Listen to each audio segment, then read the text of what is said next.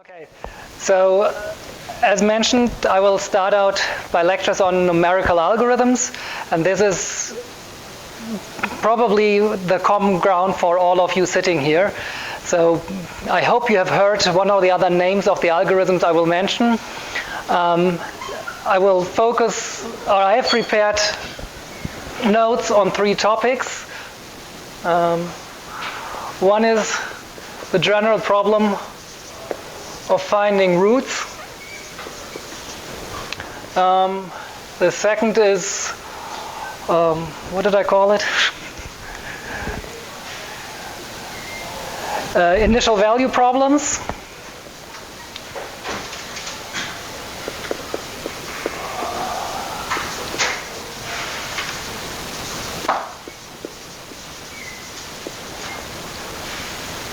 And the third will be numerical integration.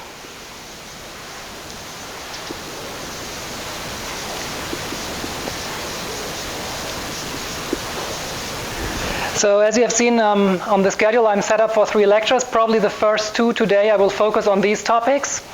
And then tomorrow I will talk about the heavy flavors Joel mentioned.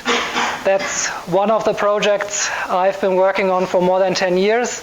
And I will try to show that this is a very interesting but also very challenging topic of lattice gauge field theory. Just to say a few more words to myself, besides heavy flavors with specific focus on so-called B-physics, I'm also working on composite Higgs models for physics beyond the standard model.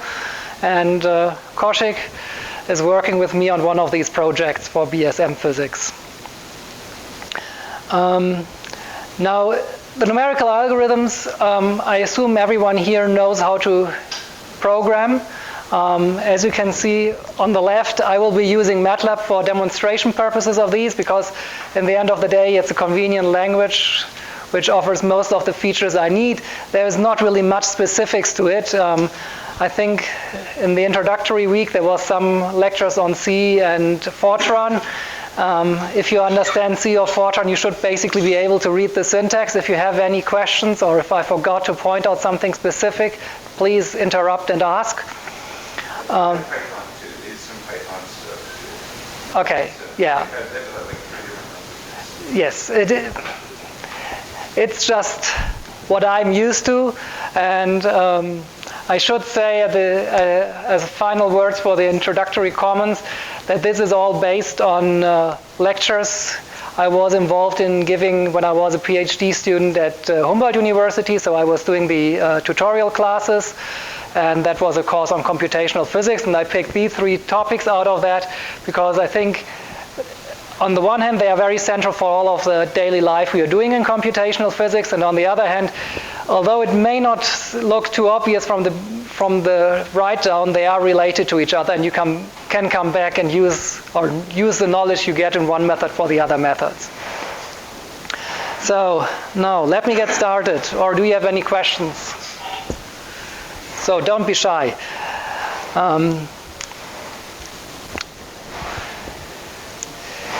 So the general problem we want to solve is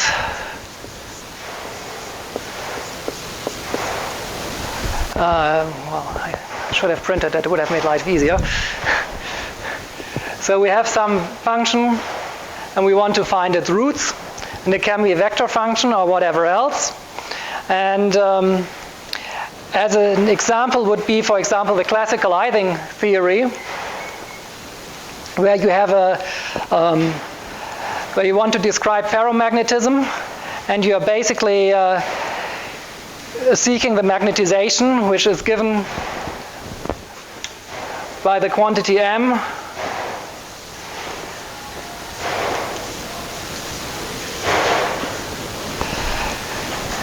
Oh, and then you have the tangents hyperbolicos of 6 beta times m.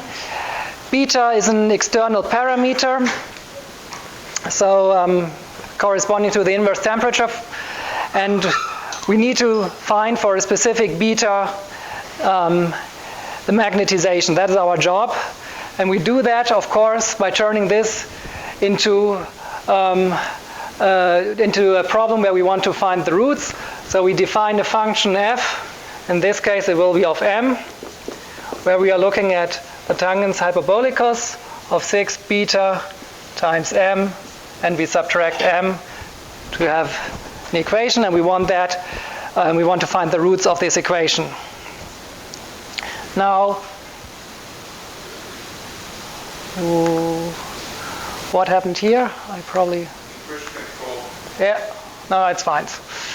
Okay, so that is nothing else than written down there. I'll probably shifted a minus sign around, but that does not change anything. And if you want to solve a problem like that, I need my mouse. It is always good to check the system and find out how does it look like. So making a simple plot of that is what we want to do. And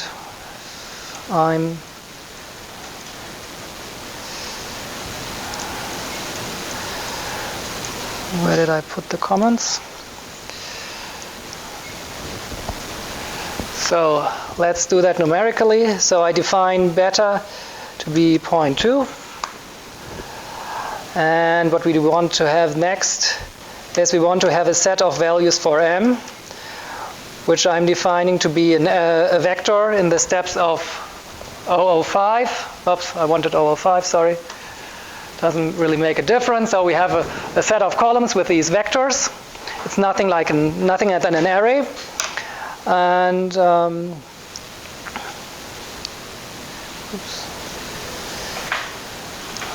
let's plot the function. Oops, where am I? Here.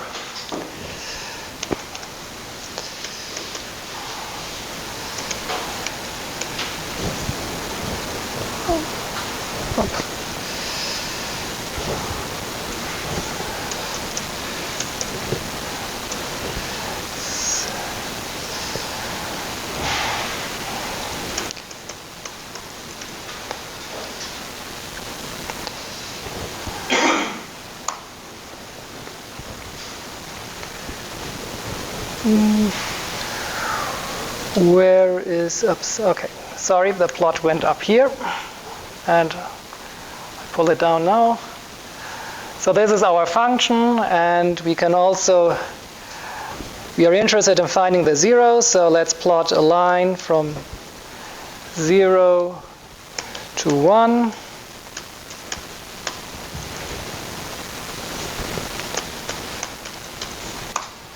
Oops.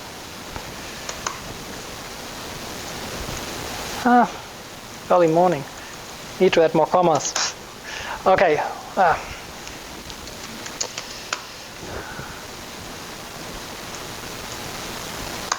So there we go. So this is the function as I've written it down and made a simple plot. So in the range from 0 to 1, we do find we have a trivial 0 for the magnetization equals 0. Everyone can see that by looking at the equation. And in addition, we have a second one, which sits around here, somewhere between 0.6 and 0.7. So how do we get that location more precise? That is now the question.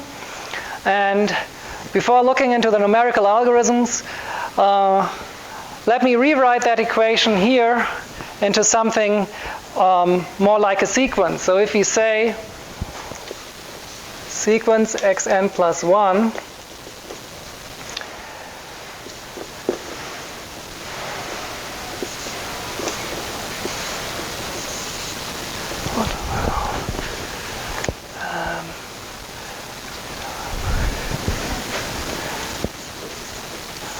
so I take this equation up here and I can turn it into this sequence. So now I have a recursive prescription that I can basically iteratively find the solution. So what this general form is nothing else than having something which we can write as xm plus 1. Did I call it g or h? G.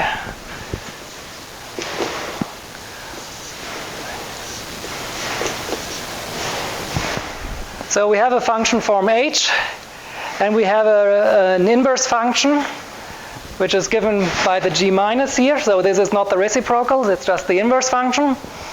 And we want to find now the solution to this, and we will name the what we want to get is the final answer where this converges to, and this quantity I call x star.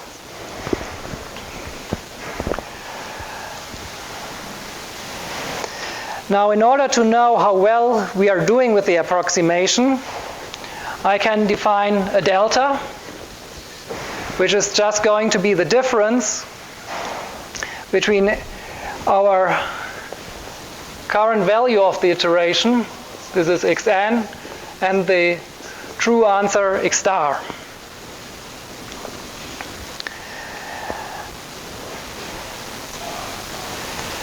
So as we approach and continue in the iteration, the delta is supposed to shrink, and I should probably give it an index n because we want to monitor it. Now we can take advantage of the knowledge down here and rewrite the expression of delta n equally as a sequence. So delta n plus 1 is then given by the derivative of h over the derivative of g, and both is of course function of the x star. That is supposed to be a g, yes, I'm sorry. And then it goes again with the previous step of the iteration. Now in our example it is very simple because we know that also confused when you said g was not like the reciprocal, it was actually the functional inverse, but now you're writing it like it's the reciprocal. I'm just trying to understand this delta. So if we are near the solution, I'm sorry, we're running dry.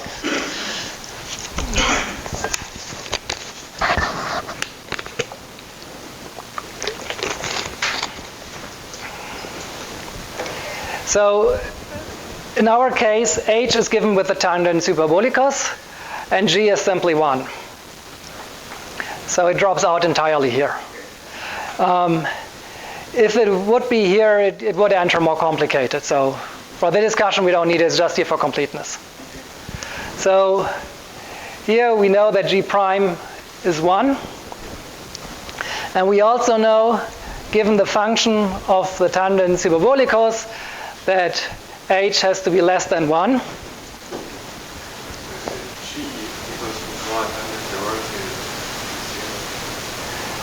Did I say it's a derivative? What do I write down here?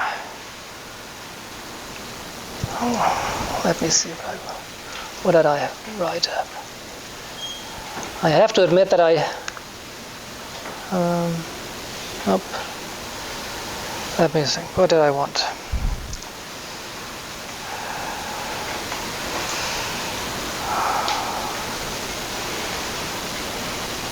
Well, I think actually no. You take your equation and you take g on the bottom of the very left-hand panel, and you take g on both sides.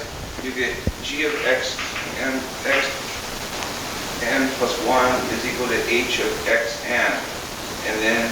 Sorry, once again, I can follow. If you do Taylor expansion of both of those, yes. Then it will work, right? Write something. No, you're welcome. Right, so if I do g of x n plus 1 is equal to h of x n from this equation.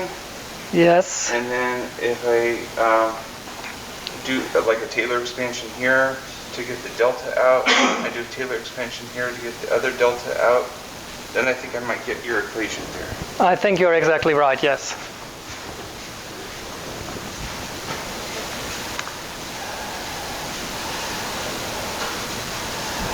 Okay, so the numerator is less than 1 if we are near the solution. So the So we have convergence, and this is a general property assuming we are close enough. Now, we can look at that numerically. Let me go back to, whoops, where is it? Too many windows.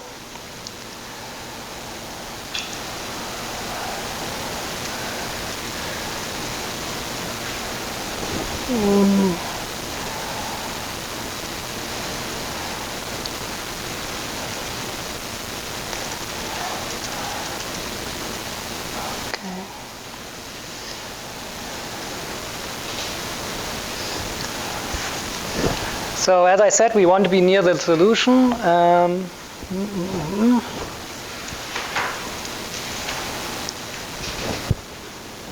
So let's start the iteration by setting x1 equal 0.5, just as a value to start from. And now I do a simple for loop here, not very elegant, but it will do the job, where I'll set the n+1 value equal according to our iterative prescription. And I get a set of values. And let's make a new plot.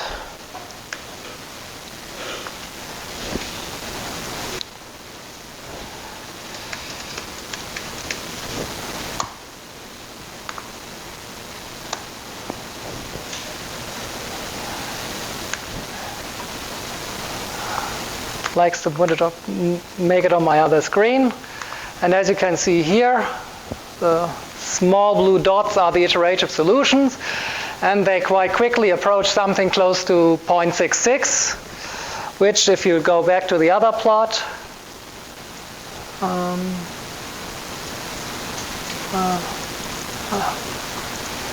this one is probably near where we want to be. Now we can also look at the delta.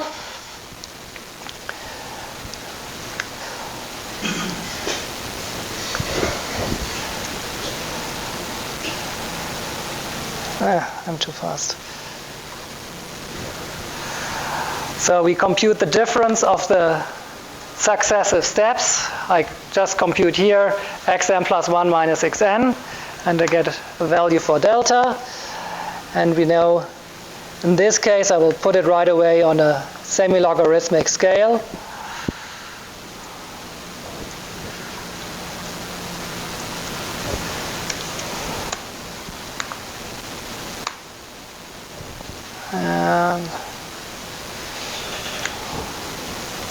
Here is the plot.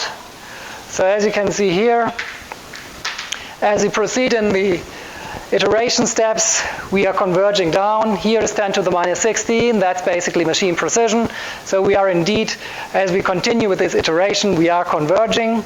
Only down here, you will see that there are some things happening where we are basically down to machine precision, and the iteration can no longer improve.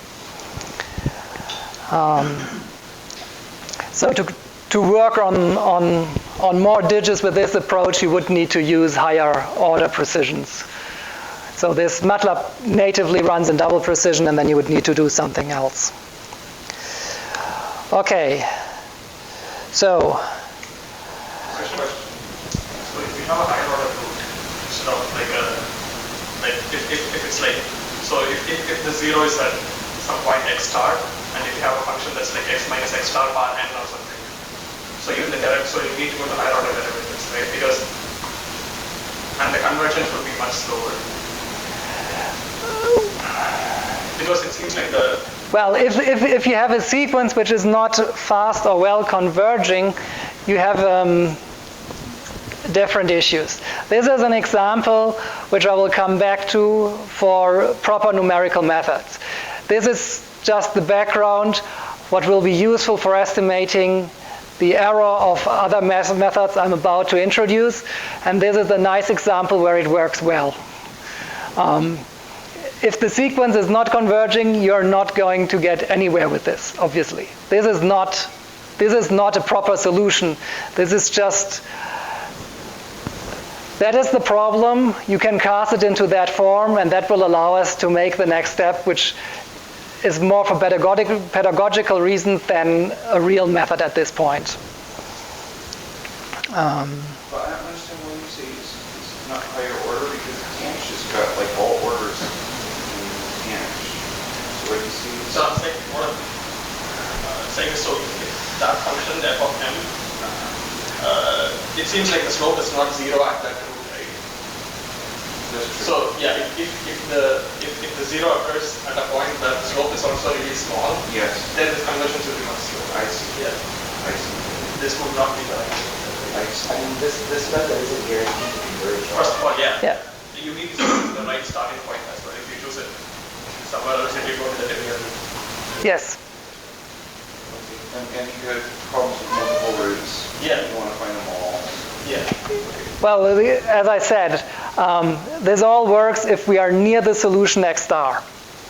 That is the prerequisite I put in here, and that's why I picked 0.5 when I made this plot. If I picked something else, you'll get it. Something else can happen. It also doesn't work with a trivial solution. Well, the trivial solution, you cannot start the iteration exactly. 0 equals 0, and you can't move from that. I mean, Well, if you if you're 0 here, you won't get anything. No, I mean, it doesn't convert if you are slightly away from Yeah.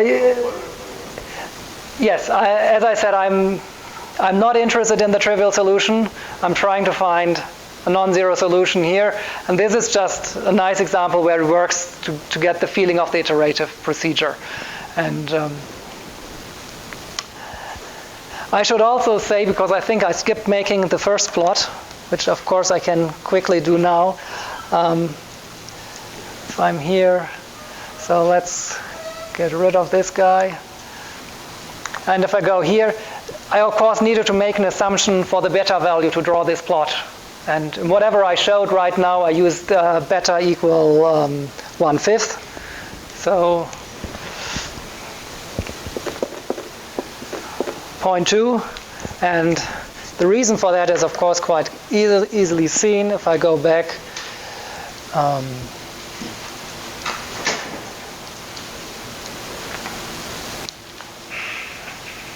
I can show an, oops, no.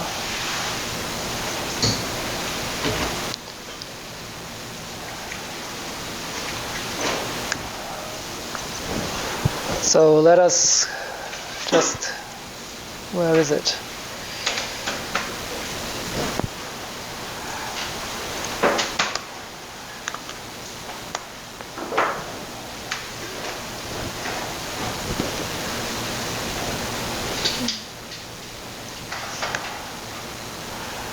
Okay.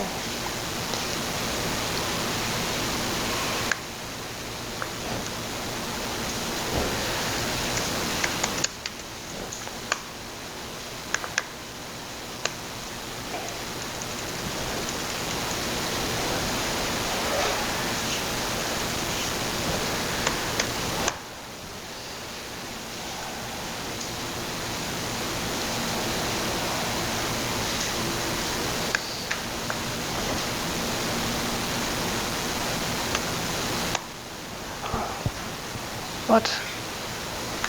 Why didn't it do what I wanted it to do?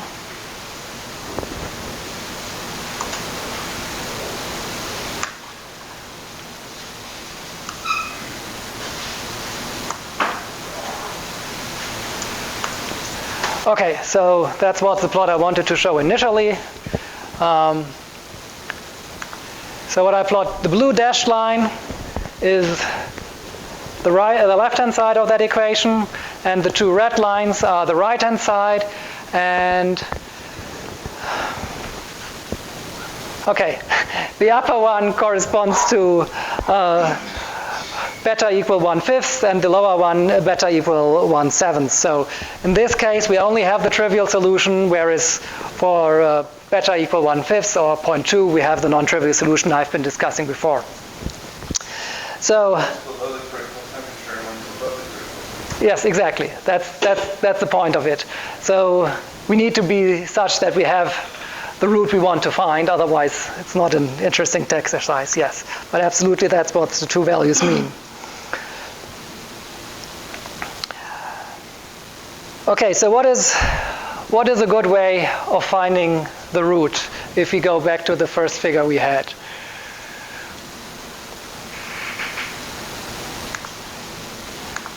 Ah, that's what happened.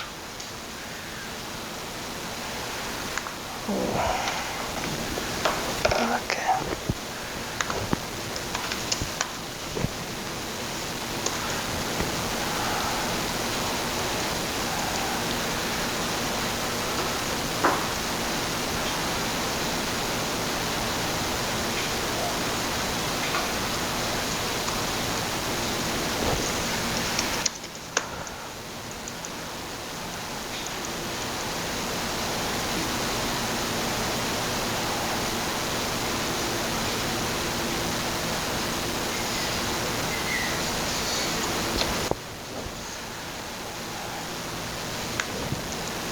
So this is the plot we started out with, and now we are trying to find a way.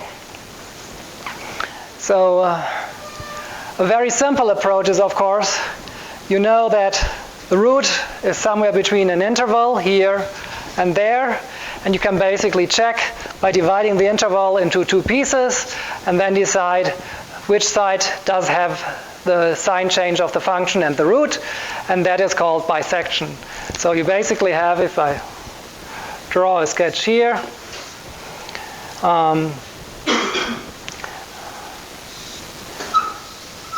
this is our functional form, and you say you have an interval, call it now AB, and you know that in between is a sign change. You go ahead, split the interval in two, and you look, does the function change sign in this interval or in that interval? And so you then iteratively start using this interval and again divide it into look for the sign change.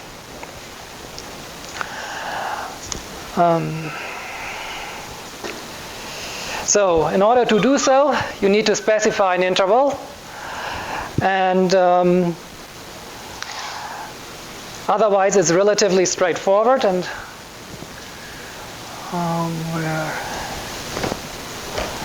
now let me go back to the editor.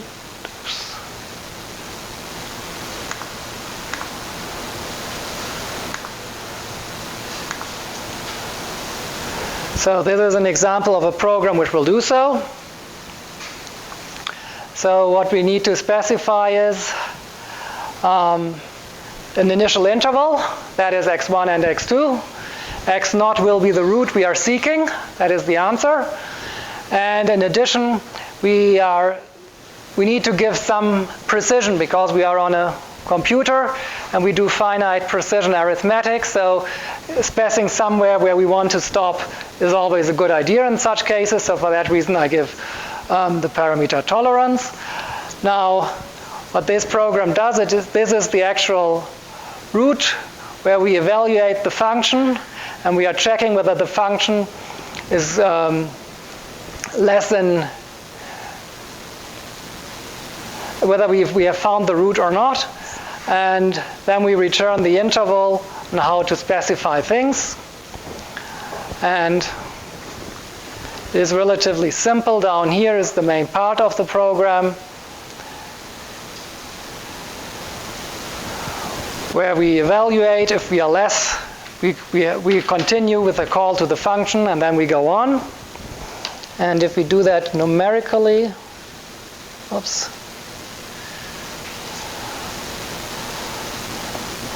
we will see that it works rather well.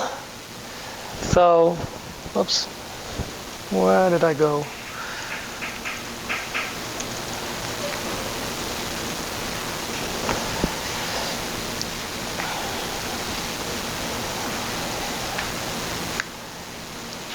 So let's start out with something we know well. Let's try to find the root of the sine function. And this is, of course, not good enough. Let me show you more digits. So what I'm now asking the program is to take the sine function, look in the interval between 3 and 3.5, and give me something back with a precision of 1 to the minus 15. And as you can see, we expect, of course, that the root in this for the sine function is pi, and we get that very precisely. Now I can also run the program. Should copy it.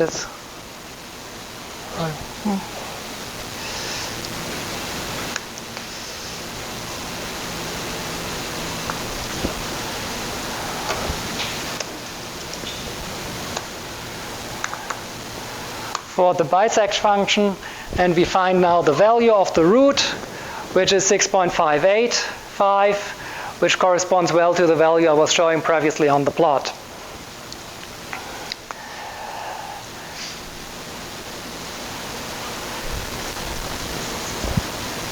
So how well does it converge? It's a very good method because it is basically guaranteed to converge, because it is very definite. You have the window and you're halving it, and you're always making sure that you're within the range where there is the sign change, and by that the root. So the conversion for bisection, we will look at a delta n, which depends on the interval we are looking at. So I need to have the difference of x1 minus x2. Oops. Can you still see? Or? And then we get a factor n, factor 2 to the n minus 1. And that now depends on the number of times we have to do the steps. And, oops, sorry. That is, what is it? It's minus n minus 1. Okay. So. And this means this method is basically determined by the precision you can achieve in MATLAB on the machine. And so you're typically looking at an order of 50 steps for the bisection to converge. Which is, the question is always, can you improve on that? And what do you gain from improving? Or will you lose other things in return? So the big advantage of the bisection here is that it is guaranteed to converge. Now, on the other hand, 50 steps, if it's an expensive function to evaluate, can be rather costly, and you would try to do it in fewer steps. And there are more advanced methods for doing that. And one is the so-called Newton-Raphson method. I don't need this, I guess.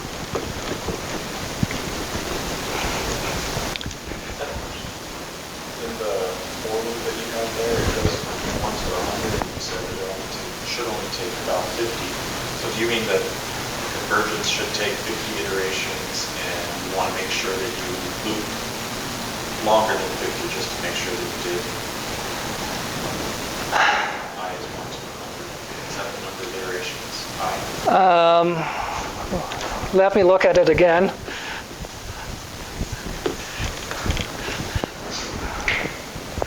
Okay, what do we do here?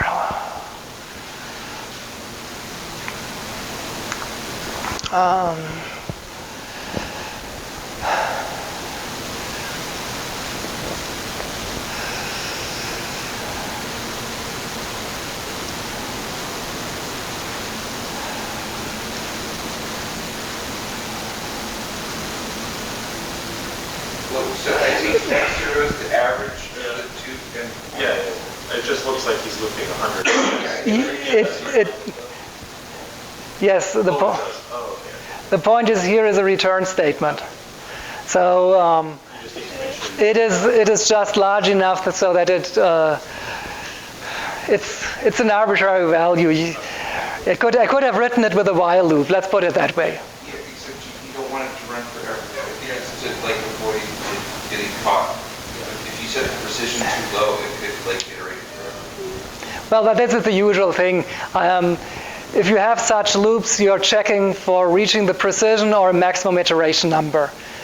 So you need to prevent the user from doing something stupid if you run a program. So the syntax here is only using a simple for loop. A while loop would be more appropriate, and the 100 is hard-coded shortcut for a max iteration count. I think one disadvantage of this method would be if you have like even number of roots in the everything that you never have something.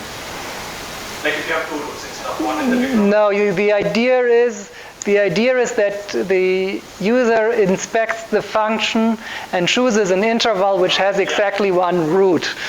Otherwise, you are changing the problem. So all these methods are based on the fact that you need to know the form of the function. Yeah, yes.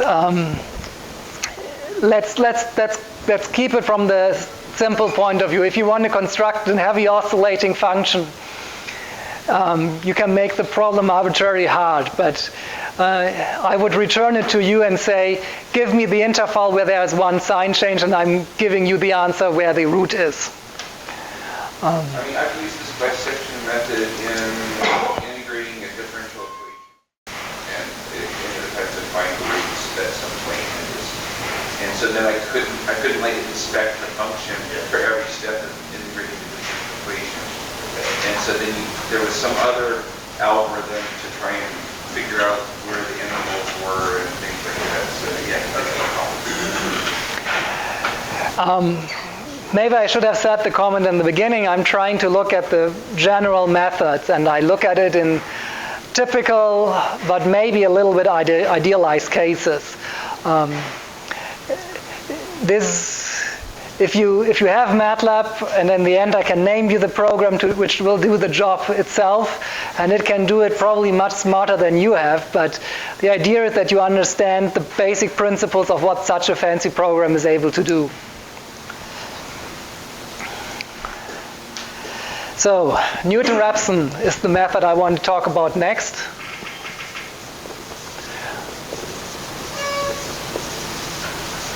And in these cases, when I use names, there is always a slight chance that I may be using a name which is common for this method or algorithm in Germany, but not necessarily in the US or in English.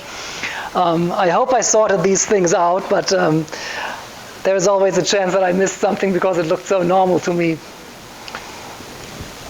So, Newton-Raphson basically, so we have the function f of x, and Newton-Raphson then does I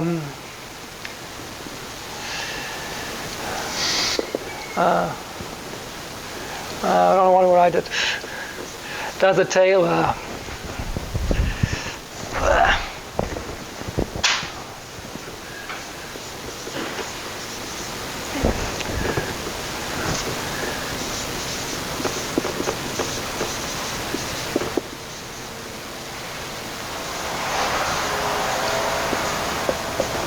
So it does a Taylor expansion around x,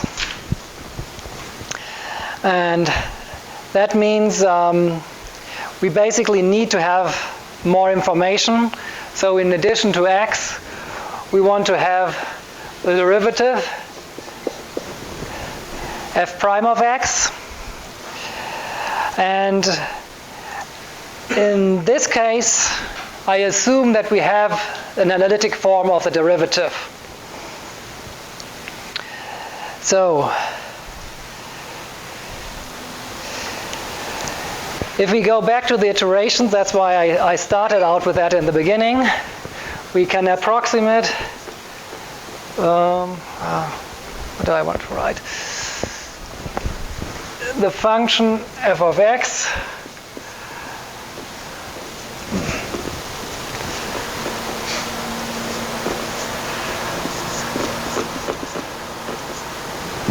as f of x for iteration value n, and then we get the correction where we need the derivative.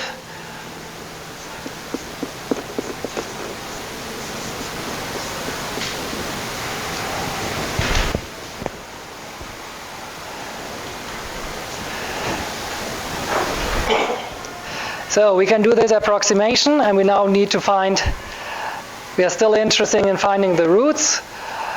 So we want to have, we can turn that around and we write, I don't like this pen, but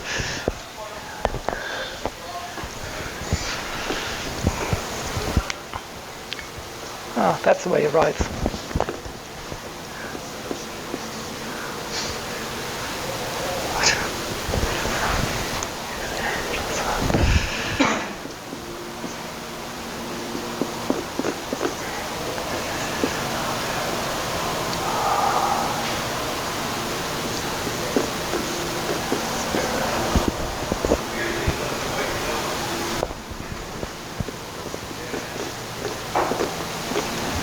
So we basically turn things around, we set this equal, and then we can get that we divide it. To get the next iteration step, we take the ratio of f of x over f of x prime, f prime of xn, and then we have to multiply the value at x. So geometrically, this is nothing else than we are trying to draw the tangent on the location of x and use it to approximate the function. Again, assuming that the xn is near the root, we are going to have a good approximation because it's going to converge, and simply because the Taylor expansion is well behaving and it works.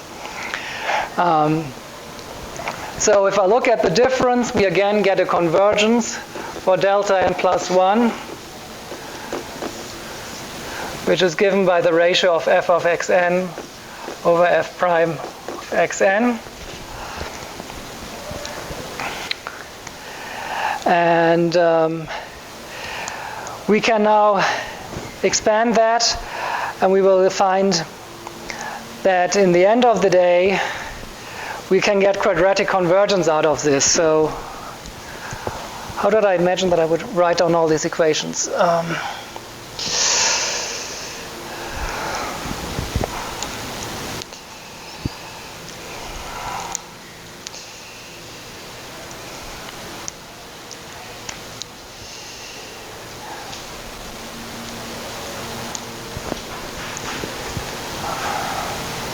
So from here to there, we simply subtract the solution and we obtain the deltas.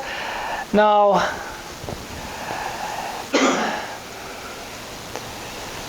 we can expand on that, and in the end of the day, we'll find that the convergence is quadratic. I should have, yeah.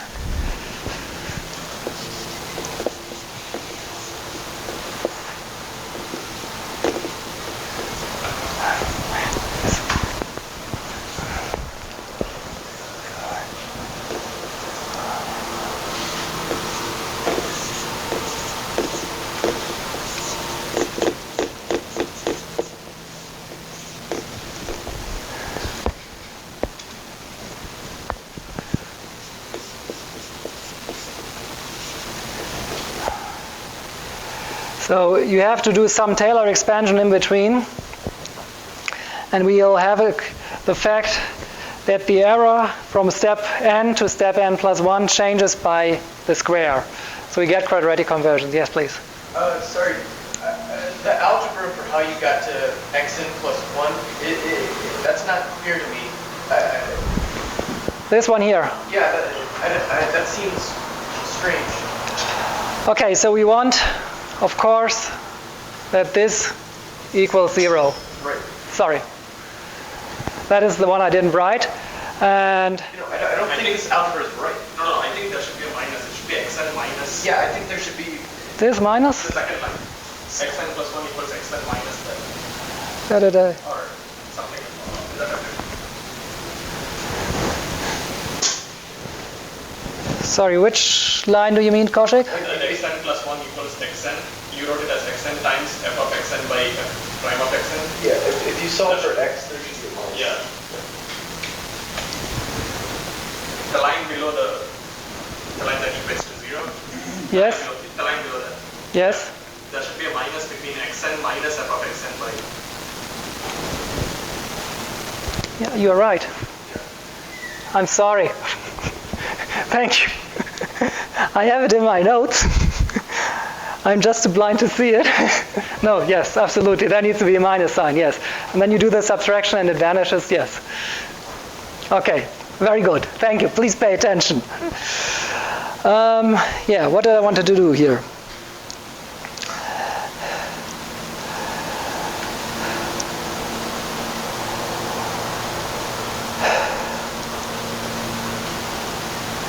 So, of course, this is again a special method.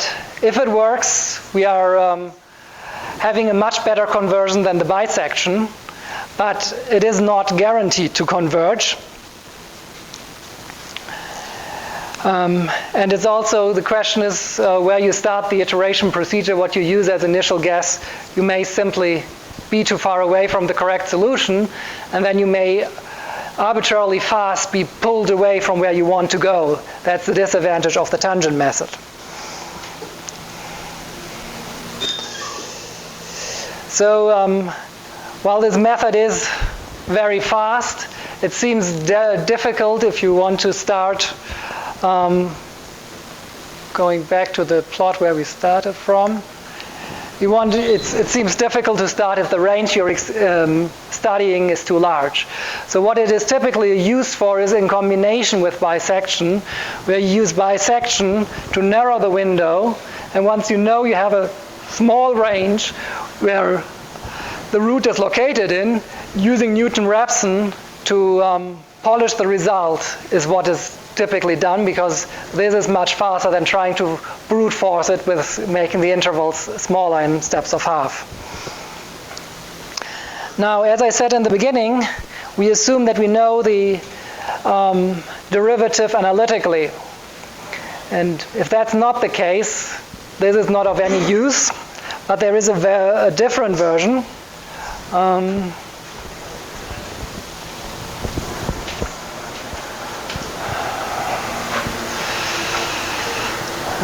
Well, let's get rid of it here.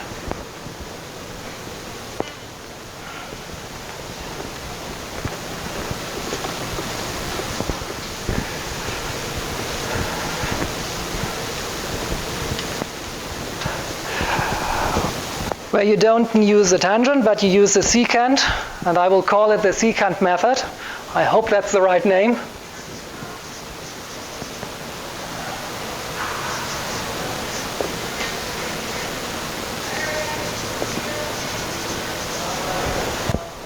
So the idea is here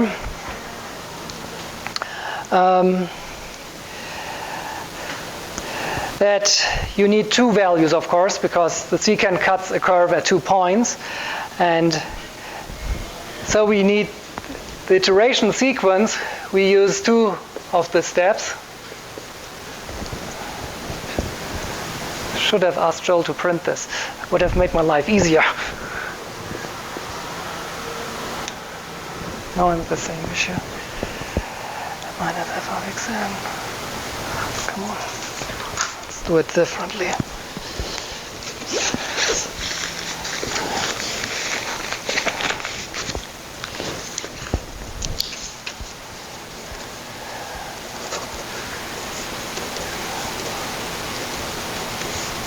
was going to say, if you prefer, we can actually set up the dot cam. What is that? It's that thing just to your right, and it'll project onto this fellow right here. And you can actually project your writing onto the screen if you like. That would have been an alternative. Yeah, let's do that. Then it's easier. Then I don't have to walk around all the time.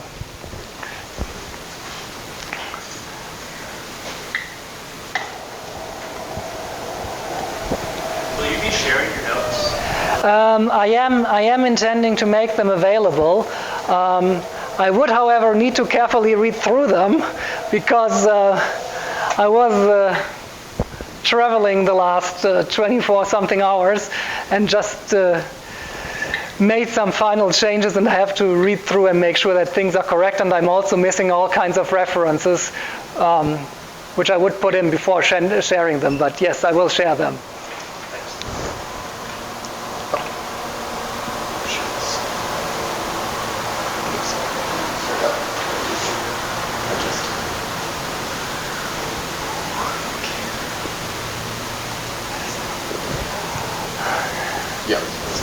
margin paper right here, and you have a pen. Yes. Great. Okay, let's see if that's smoother, because I can adjust it. If you'll write something on it, we can focus it. okay, so let's see if we get the equation right.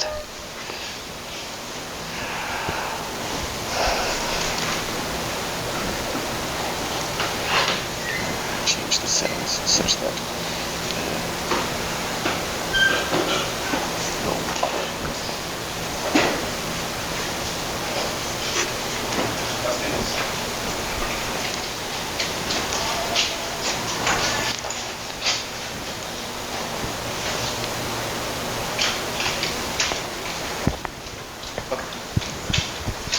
Okay, very good. It's probably even more readable now. Okay, so as I said, we are thinking back of the iteration, and we now need the last two values, so n and n minus 1.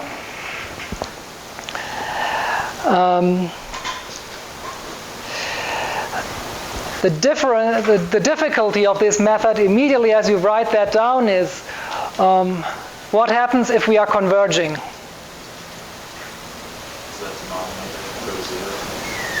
Yes, but numerator and denominator will go to 0. So this method immediately requires to pay attention to possible issues of small differences, which means we could either run into issues that we lose significance, or we run into the issue that there is an overflow and the number gets out of range for a numerical representation. So that immediately means we need to monitor that, for example, f of xn minus f of xn minus 1, the absolute value, if it is smaller than tau, and tau is just a number we choose to be larger than machine precision. So a few times the machine precision epsilon. That's the idea of tau. And we need to monitor that this is the case and have something in our code which terminates in case we run into that. So otherwise the method is basically straightforward to work. And we are again interested mainly in how would it converge. So, if we go back to the discussion we had before, we'll find that the error of the step n plus 1 can be approximated by the error at step n minus, I hope I don't have a typo here. We use now the derivative again, but we only need it for the error consideration.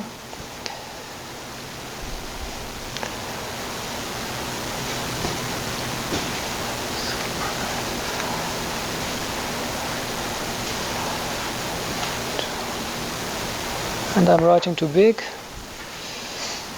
So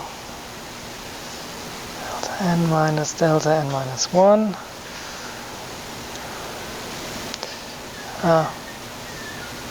So this is the lengthy math you always have to do if you are looking into these equations, and then you will find to approximate it f prime x star plus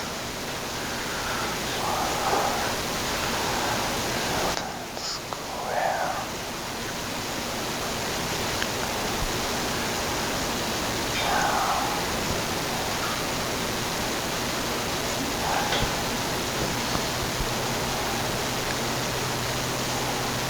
So this is all supposed to be one big long equation with a big denominator, and we can collapse that to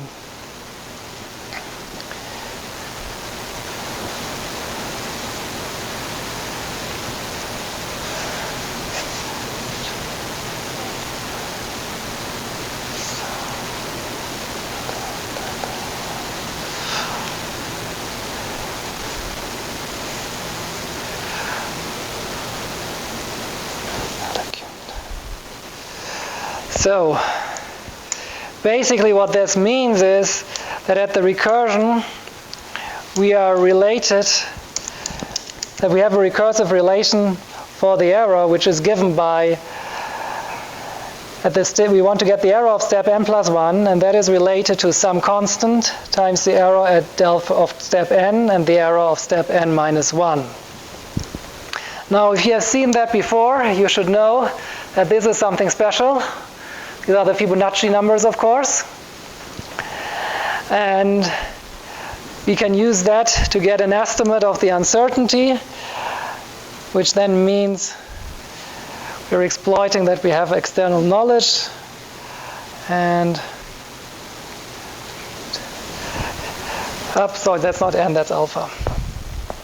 So we have some exponent alpha which determines the convergence. I'm confused about your formula, because one line is like the deltas are in the denominator, and the next line the deltas are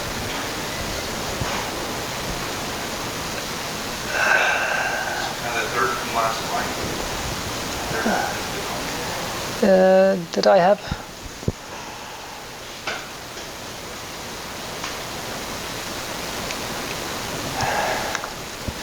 Okay.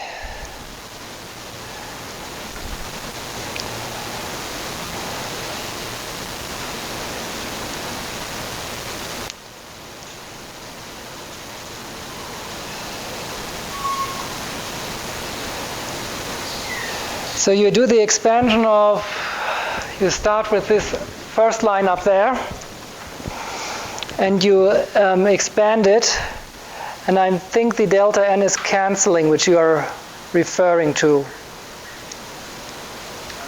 Oh, did I? Wait.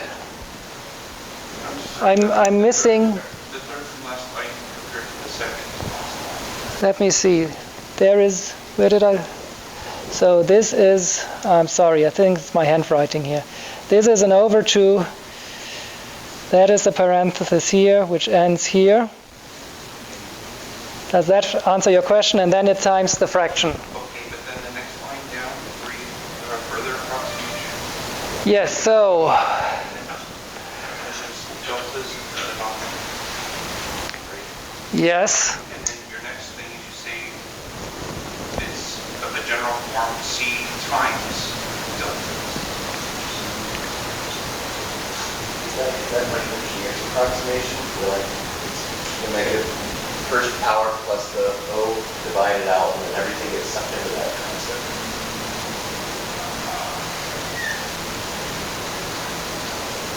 Yes, it is. It is basically just approximating the expressions. It's some of the terms will cancel, and then you get the leading contribution to be this.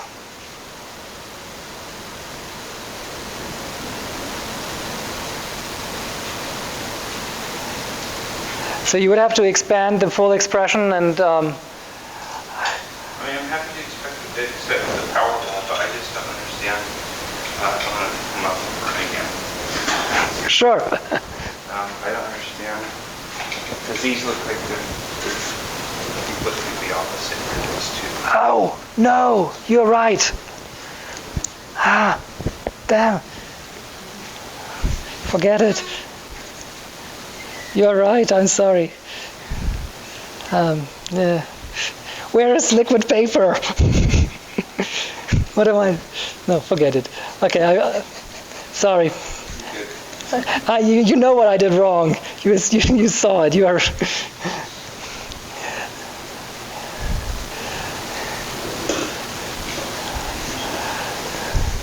So that is over 2f prime of x star. So far, it was correct. But now we have multiplying delta m times delta n plus 1. You say you're writing a little below the screen. Oh.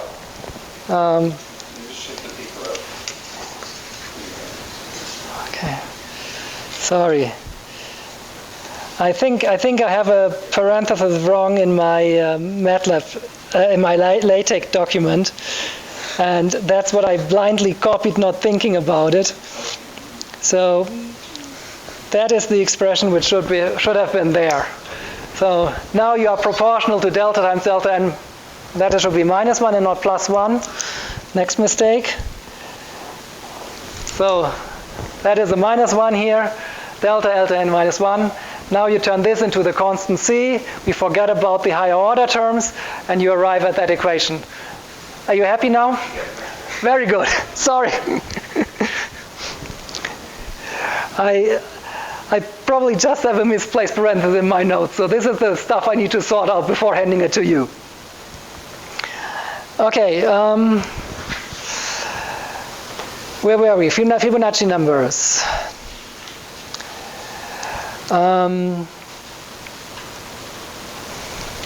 So we can basically go a step further. We can even get an idea of what alpha is.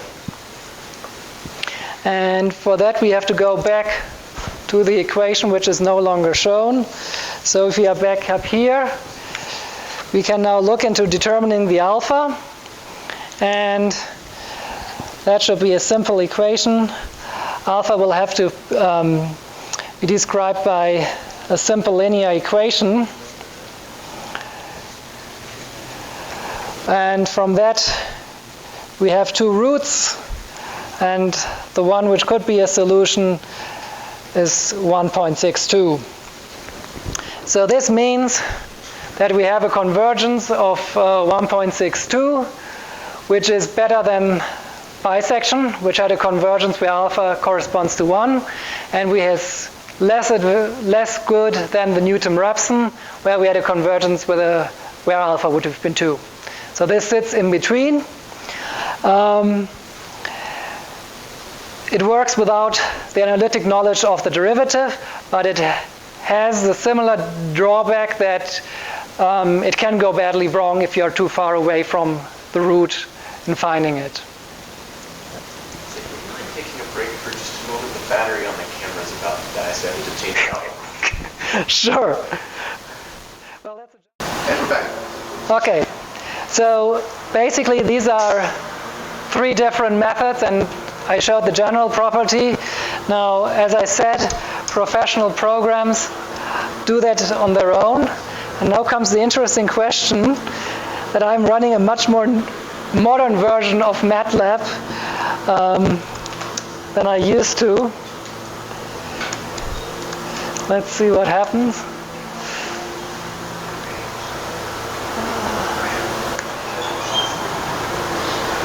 Okay, yeah, so MATLAB itself has a function, and you can read the details. In the end of the day, what MATLAB is doing is providing you a black box.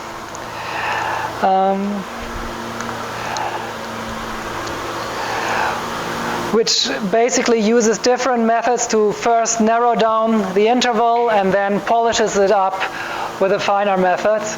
But it's much more complicated, and well, you can search online, and I will have a link in the document where you can find the specific details. What I consider to be more fun is to look at one relation of the Newton-Raphson method with something else, and these are fractals. So for that reason, let me change the problem a little bit. Let's go to complex space. So we are looking at the complex function z to the power of 3 minus 1. And we do know what the roots are. So the roots are very obviously 1, and then we have the exponent plus minus 2 pi I over 3. And the question is now not finding the roots, but which initial value is going to which root.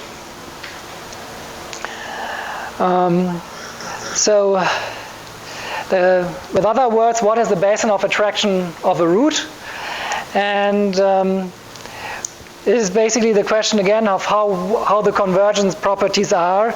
And for that reason, in this case, we have to generalize the problem to the complex numbers. So we look at the sequence for Zn plus 1 equal to Zn, and then f of Zn over f prime of Zn. which we can rewrite as Zn minus Zn. I forgot a minus sign again. I don't like minus signs.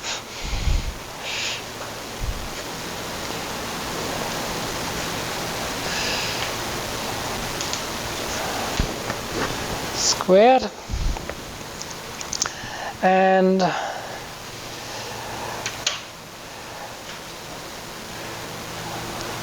well, let's look at it numerically because that's more fun.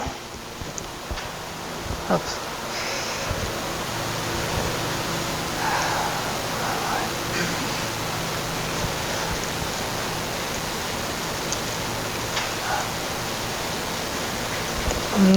Didn't want that.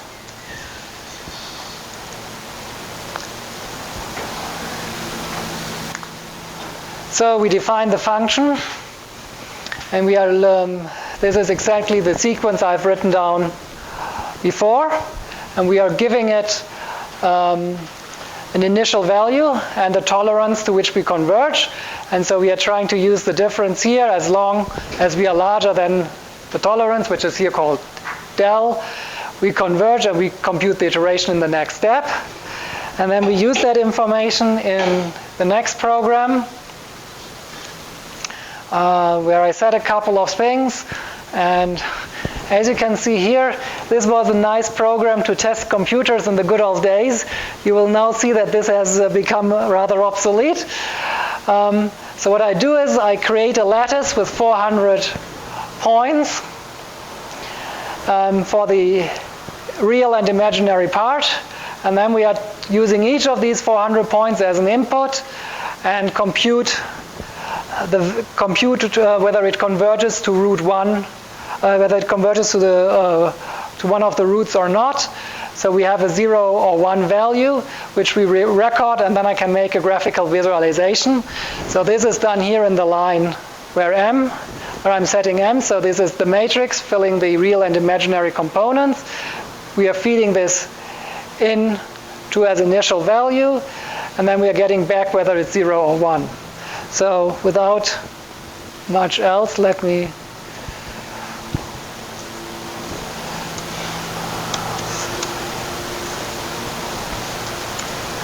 simply run that. And I shouldn't hide the plot, which is up here. So the time down there is the second it took to create that plot, and this is the fractal we get out of that function. So asking by which of the, so this is the complex plane, this is imaginary, this is real, each of these points is used as input, and these are the values which converge to the root. Which one did I pick here? Well, I didn't write it down. Okay, which converts to the root 1. Okay. Any further comments, questions? They occupy exactly 1/3 of the plane. Sorry? To this point occupy exactly 1/3 of the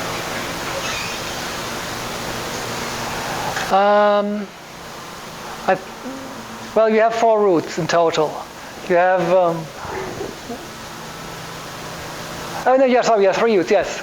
So there should, does it occupy exactly? Yes. To overlay the other roots also. See, like,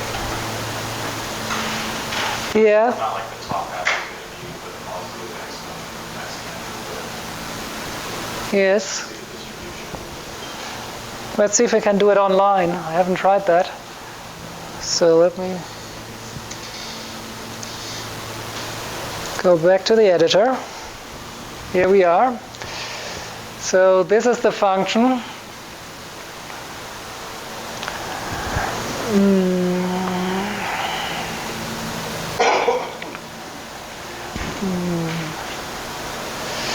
This is here. Let me see. Responses to root.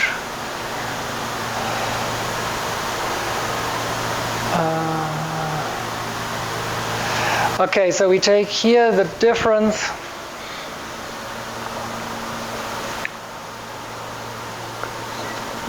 1.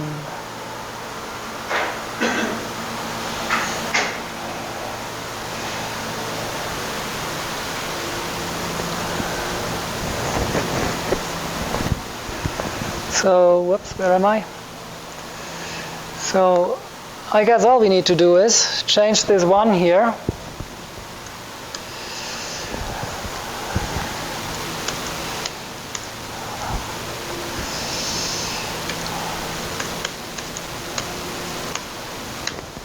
Am I typing nonsense? I am typing nonsense.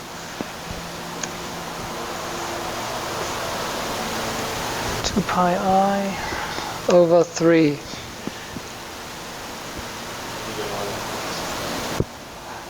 I need another parenthesis. Very good. Yes, thank you. Okay.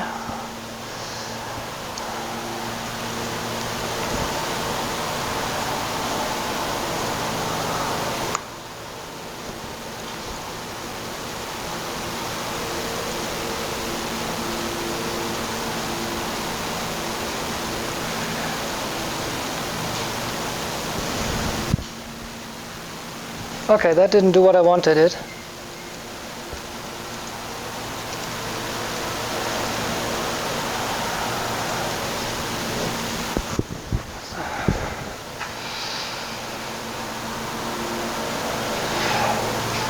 Nah. Okay, I have to think about it. Square root 1, da-da-da-da. So it's the I what you need here, because you also iterate over I.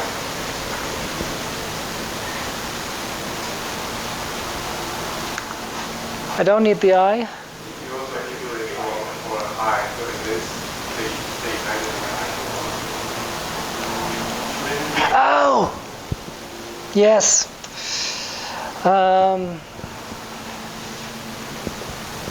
Okay. Yes. By default, in MATLAB, I is the complex I, but you can override it, which we are doing in this line, to be an integer I, so it was a linear function or whatever growing. And in line 13, I'm defining IM to be square root minus 1. But of course, this is now growing, so we should not do that either. We should call it square root minus 1 down here, and then we are doing, hopefully, the right thing. So, next try.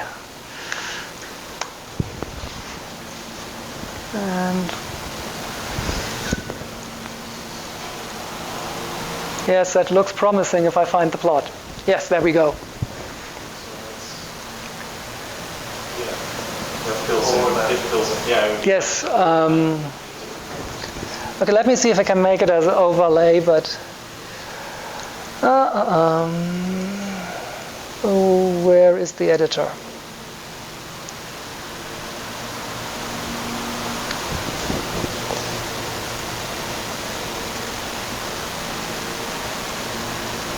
That's the editor.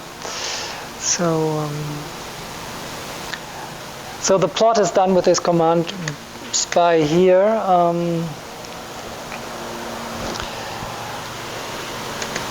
Let's see if it does that. And a minus.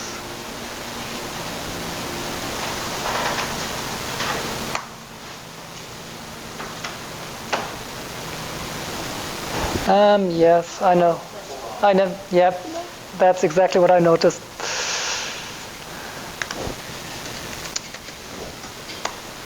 So,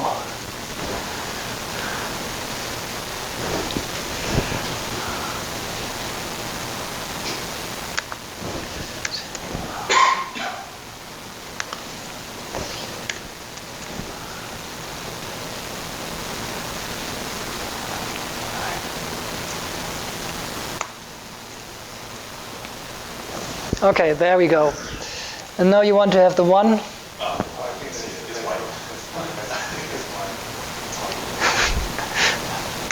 Okay. So it does answer your question.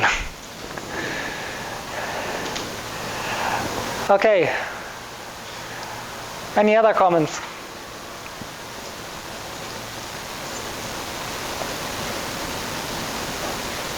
I guess otherwise we should take a break now.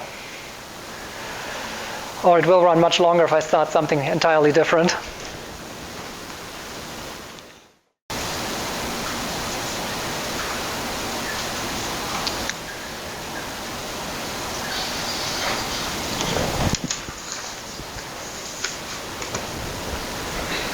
Okay, everyone ready to continue? Okay, so in the second part I want to start with the second topic I mentioned in the beginning, and these are initial value problems.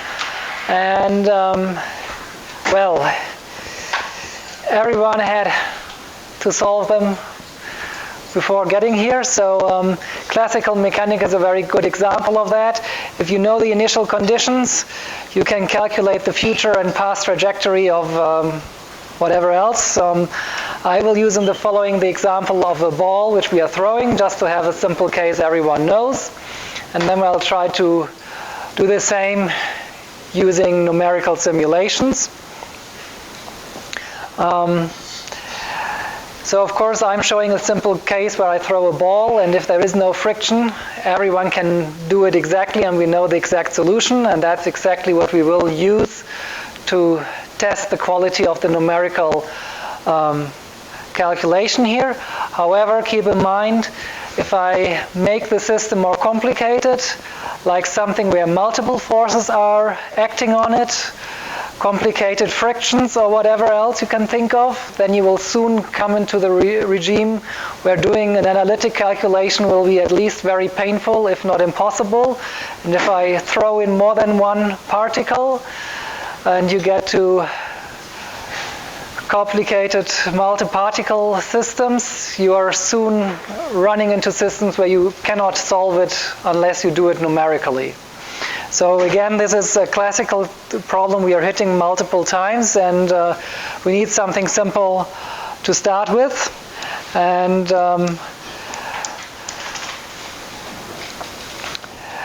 so let's assume we have a trajectory of a ball,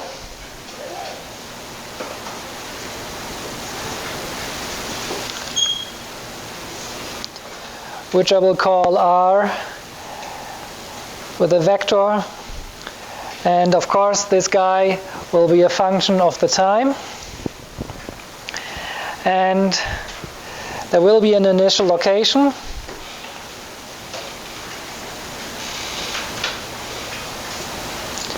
which will be called R0, and we need an initial velocity,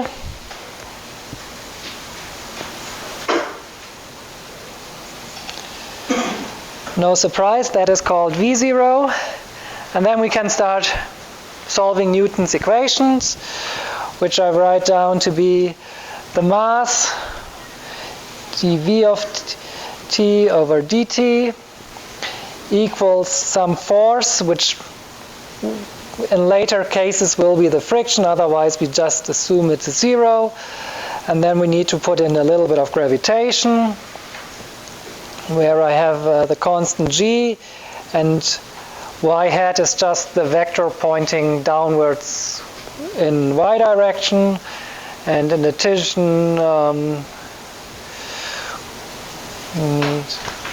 yes, it's still visible.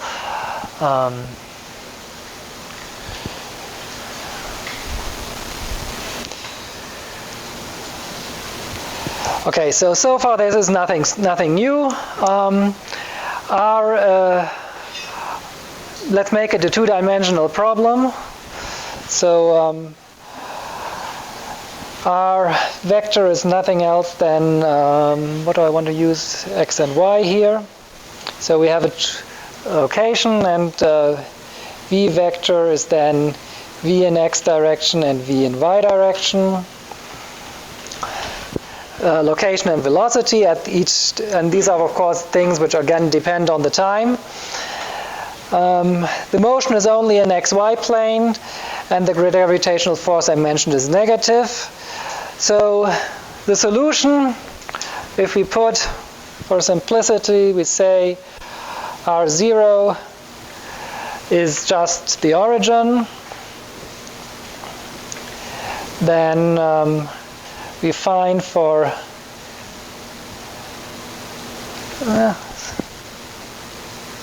what did I type here? That looks suspicious.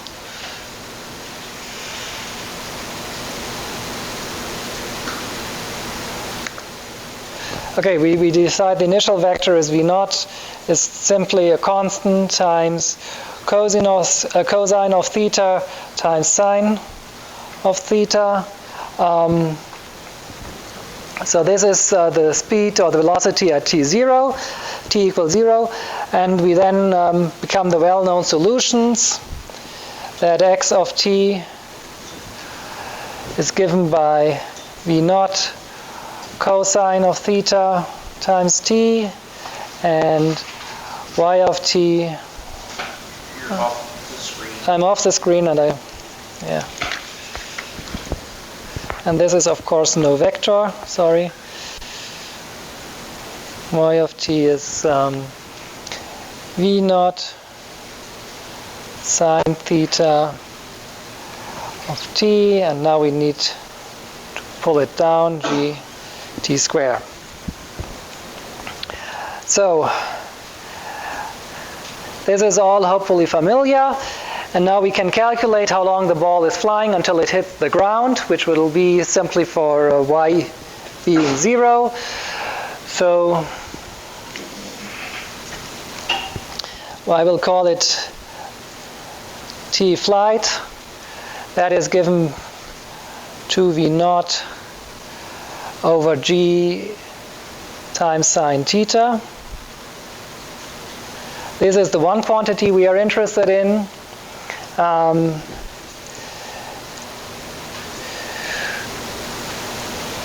We are interested in the maximal height the ball will get, which we'll find to be velocity squared over g times sine squared theta. And now we are also finally interested in the distance, how far we can throw the ball. That's called x max over g sine 2 theta. Okay, so that's the familiar problem and setting. And now we want to solve that, put that into an iterative equation that we can solve it numerically. So I may need to go back to that.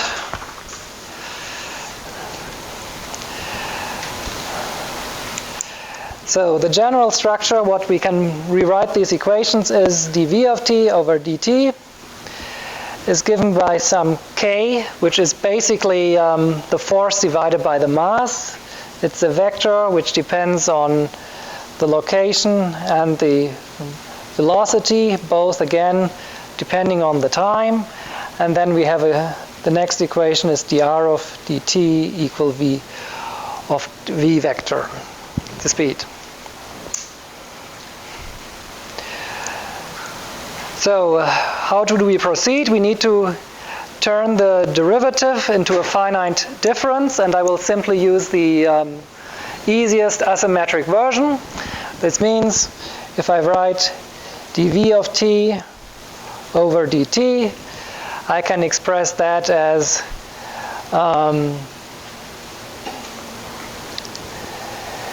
v at the time t plus tau, where tau is now going to be the step size, minus v at t, and I divide that by tau. By doing so, I do an error, which is proportional or of the order of the time step tau. Now we can write down the same equation for r, and that's an exercise for you. Going back to this expression up here, let me write that down. So we have v of t plus tau is given at v of t plus tau times the quantity k for r of t and v of t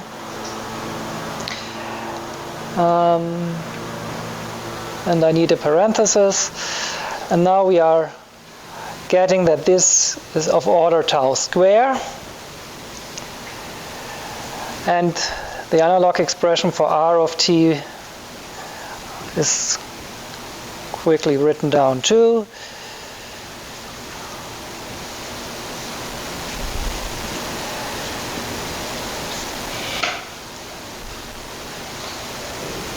So each step, when we are numerically progressing, we are getting an error of order tau square.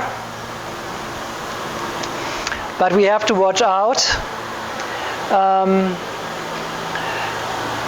that these steps are, in the worst case, they are additive.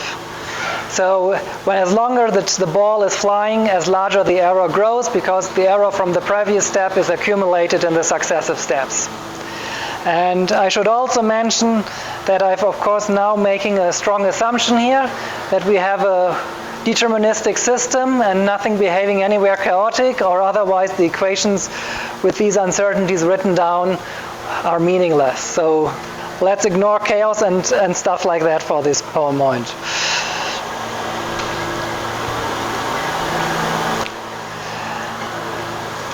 So as I mentioned before, we are always wondering how big is the uncertainty we are getting if we do a numerical calculation. So each step contributes a local error of tau squared.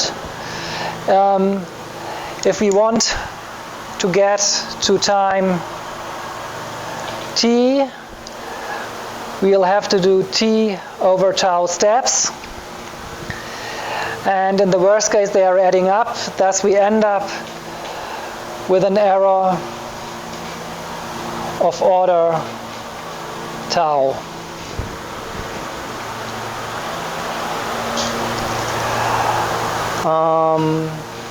Now that is the absolute error.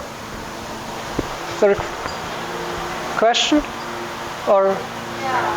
How did you get a plus?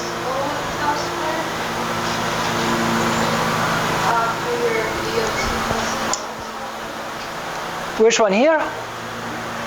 Well, I do an approximation here where I approximate the derivative by a finite difference. And this is the very simple asymmetric way of doing the derivative as a difference. And that is simply, the error simply grows proportional to the step size. As larger I make the step size, as larger is my error in this approximation. There is nothing deeper in that except that you already see here that if you reduce your step size tau, the error will proportionally shrink with tau. It's just a general assumption that you would need to send tau to 0 to make this an exact derivative. Just because we are making it in finite steps, and then the step size determines the discretization.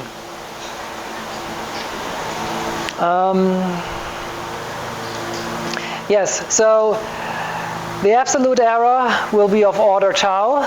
Now we are interested in the relative error. So we have a solution, and how much do we in percent deviate from the true answer? For that you need another relative scale, and for dimensional arguments you need, so this is the time step tau, and we had here somewhere.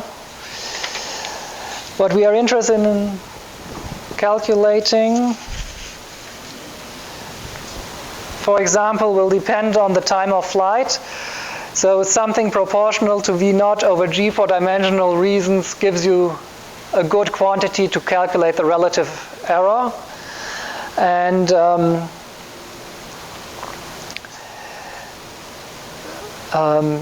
so in general what we expect that the relative error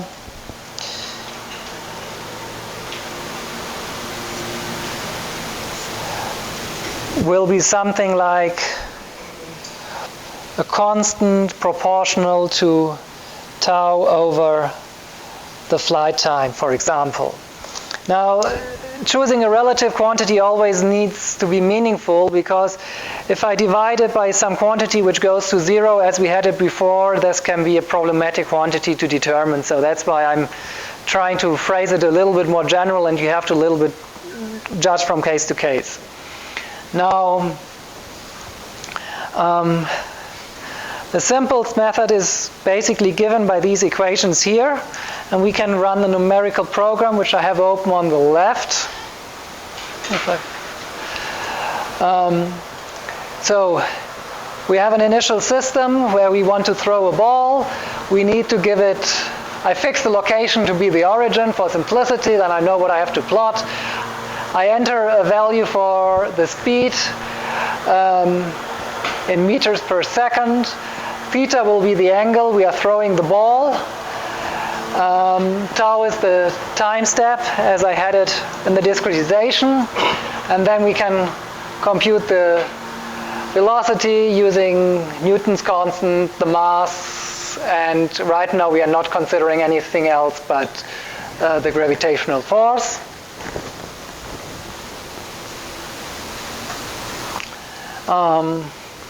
I set up a loop to do the steps, and again I have a max step counter which I'm trying not to hit. So what we are doing is we calculate the position, or we keep the position at the initial values, and then we evolve that by progressing according to the so-called Euler steps. That's what I've written down on the right. And as soon as the second coordinate, the y-coordinate, hits the ground or becomes negative, we interrupt the loop, because then the ball is on the ground and we are no longer throwing anything. And this is just for making the plot. And in addition, we are printing how far we can throw the ball, and what distance and height it has, and the relative uncertainty to the correct solutions, where I here put in the analytic information.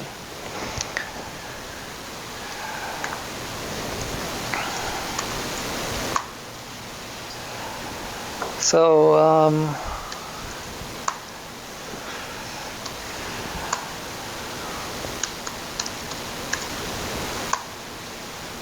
and where did the plot go?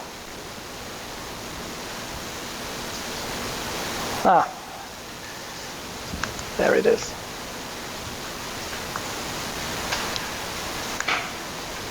Okay, so this is just the ground line.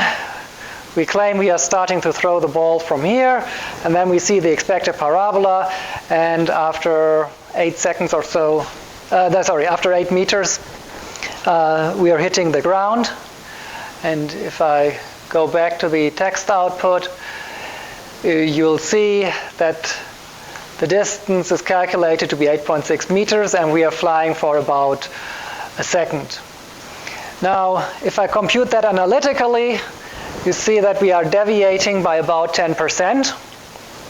And the first thing we can do quite easily, we repeat this exercise using the same parameters. But I divide the step size in 2. So instead of 0.05, I use 0.025. And what you see here, that indeed the relative uncertainty is now around 4.5% instead of 10%. So that means if we want to get it more precise, we need to reduce the step size. And you can see here it does have an impact on the result. It makes a difference whether it's 8.1 meters or 8.6 meters in case you want to hit something. So that clearly tells us that this method, the simple integration as I've written, the simple differential equation as I've written them down, is not doing necessarily the best job to do the job, or we will have to choose a very fine step size to get it right. Now, if I go back to the code. The question on the numerical point of view is now to find a compromise basically between two quantities. Yep. So we want to get the answer right, and the question is basically we are setting ourselves a precision we try to achieve, and we want to achieve that in a numerical way which is most cost effective. And this depends on the number of iterations and the number of function calls you do. So these calculation steps here, how often do we have to repeat them, and how expensive will it be to do the computation on these lines? These are two things which will now play against each other, because we can improve the calculation here. We can, for example, use a more complicated derivative, but then we will have to calculate more terms, and the calculation of each line will take a longer time, but we have to do fewer.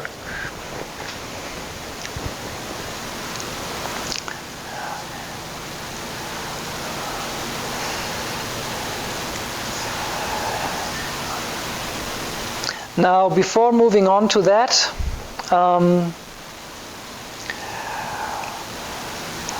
let me think. I think we should first make the problem a little bit more interesting, and that means we should add friction.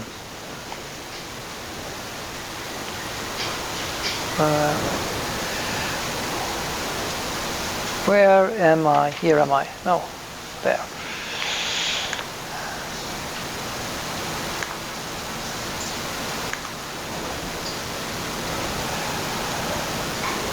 Okay, so to do friction, we need to know a few things.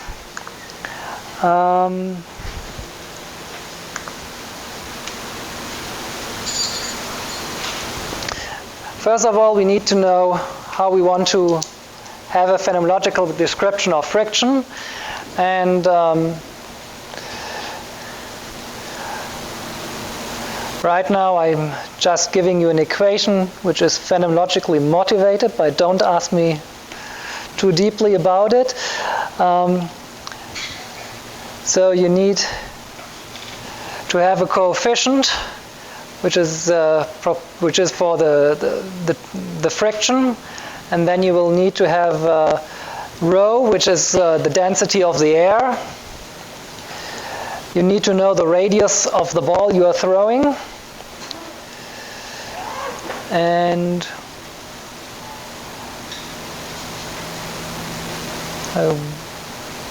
yeah, okay. And this is again the velocity.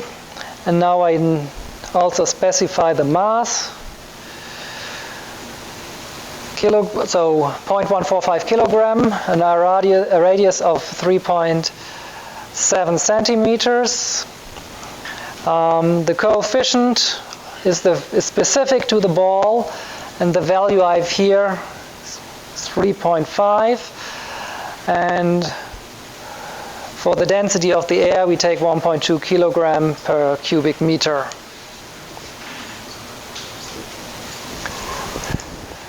Do these values ring any bell for you? What kind of ball we are looking at?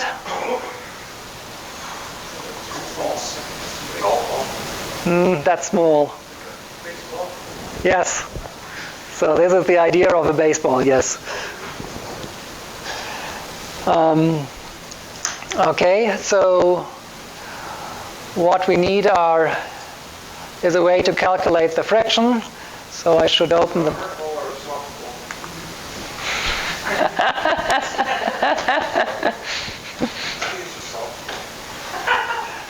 Radius of 3.7 centimeters?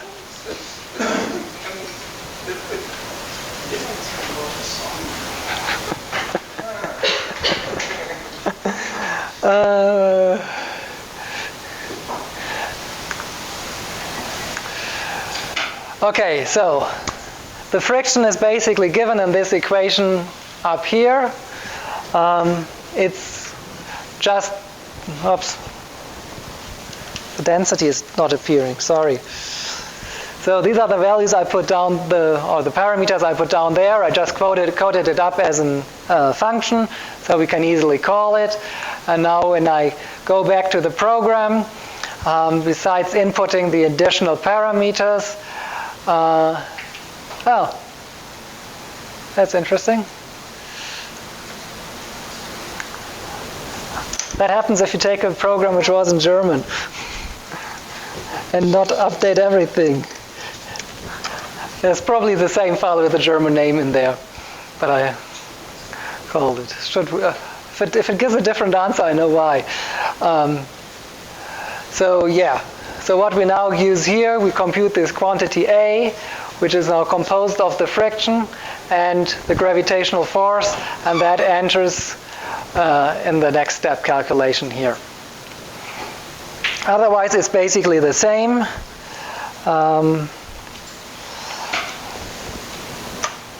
And we can just do the same game again.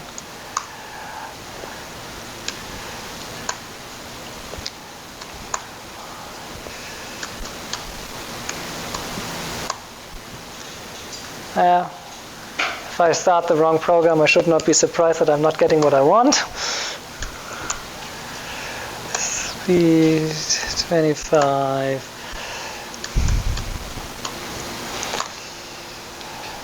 Let me take the 0.35. And obviously, we are not throwing the ball as far anymore. So the distance is now less than 8 meters, and these are the values we had from the analytic solution without. And we'll go further.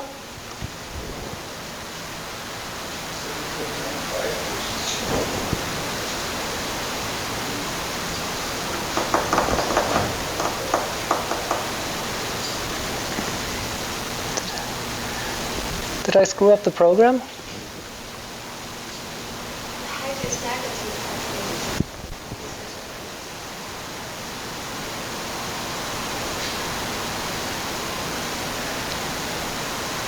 Yes.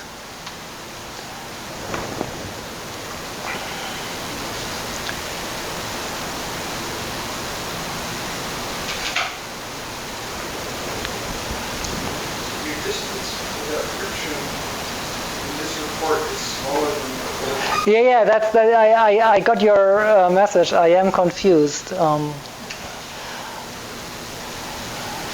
Did I screw up something? What did I have in my plots here?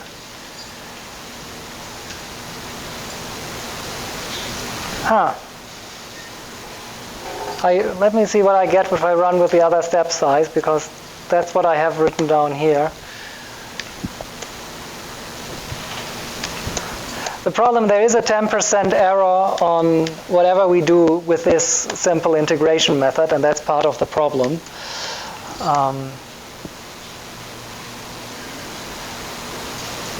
Okay, I think I know what the problem is. I think the information printed at the bottom is probably wrong. Let me 10. You should write it back in German.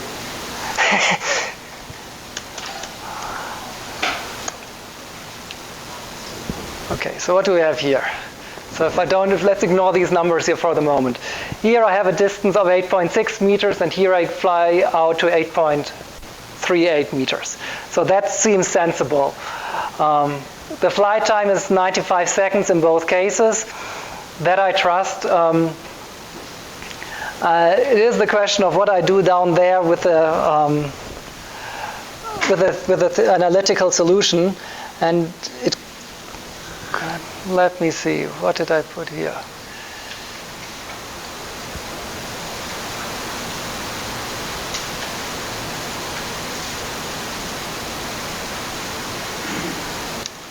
I think it's simply an artifact of the precision. I don't see an obvious mistake.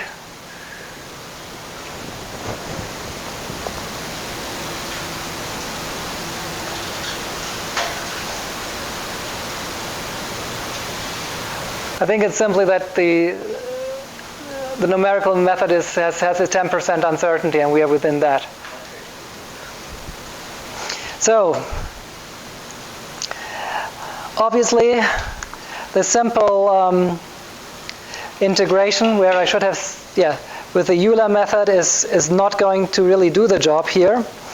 So we need to do something better. And for that, let me first go to the standard notation where I let me see.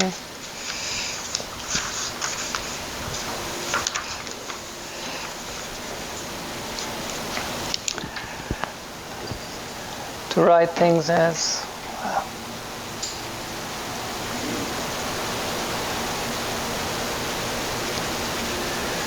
a little bit more uniformly. So we have a vector quantity y, and we compute dy of dt, and we get a vector f at t and y. And this, of course, is nothing else but the location y2 and what did I think of?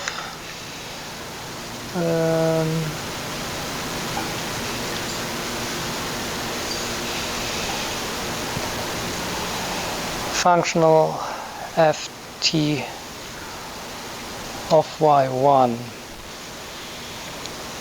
So it's just rewriting it as a vector equation here, and that leads you to the Hamiltonian formulation.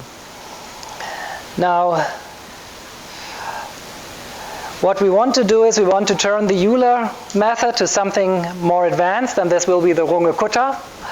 So what we are doing is we are having a quantity y of t, and we want to go to the next step, y of t plus tau. And if we think of the method we just discussed, that was at small step size, given by, so the next step was given by y of t plus tau times our function at time t, and with the information of the function at y of t.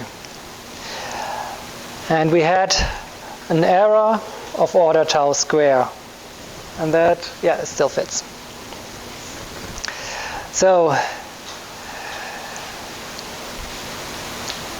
typically, so the local errors here are of second order, and since we are adding them up, the whole method is of first order.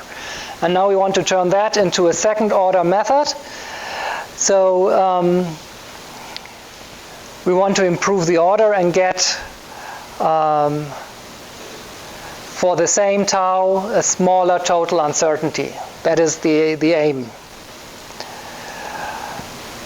And essentially, the critical information is that the right-hand side here is not unique. We have multiple options on how to write that, and this is exactly what we are trying to exploit by writing it in two different ways, such that certain terms can cancel, and by that we are improving the order.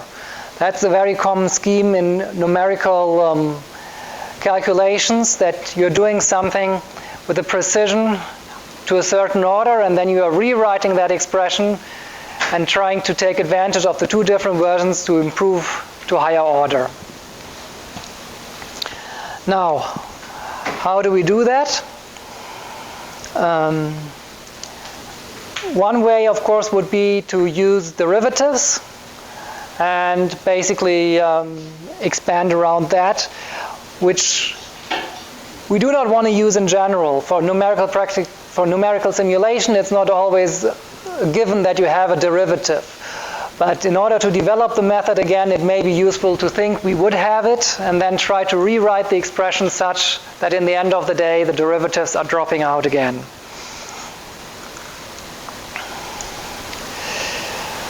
So,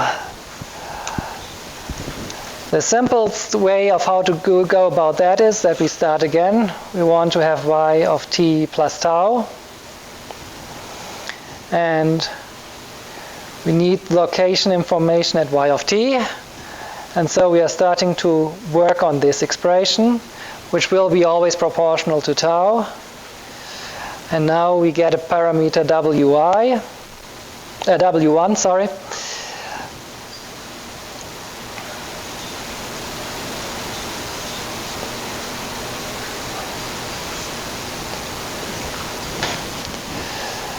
And that's a t. So we have W1 times f plus W2.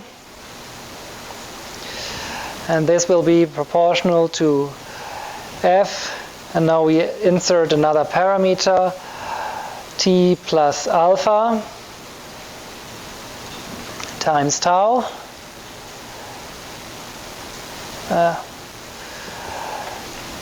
And we consider that to be taken at the true solution y star. So basically we are taking this expression and trying to modify this by saying we know how to improve some of the artifacts and we account for that, and now we have to find a way of determining this. And specifically I should tell you what we think to be y star. It is just y of t again. And now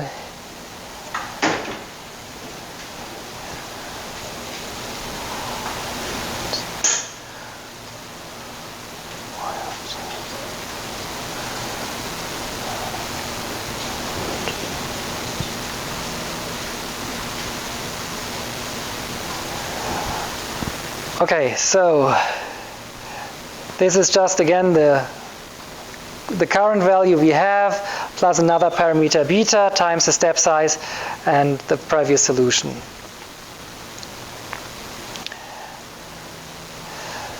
So if we now take the difference of y of t plus tau minus y of t,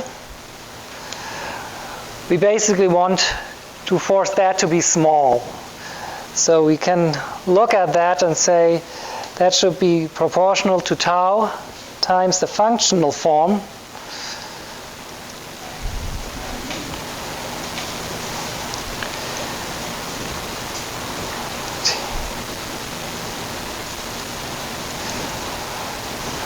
and now this step has an error of order tau to the third.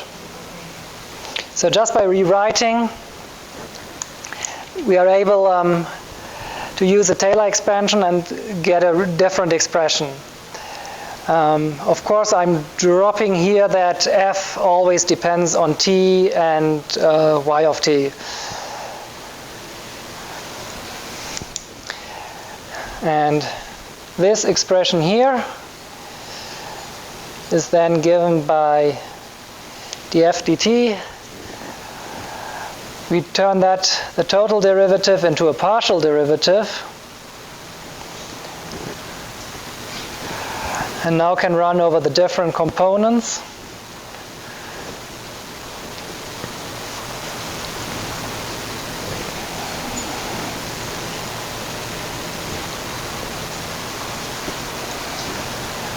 dt, and rewrite it once again.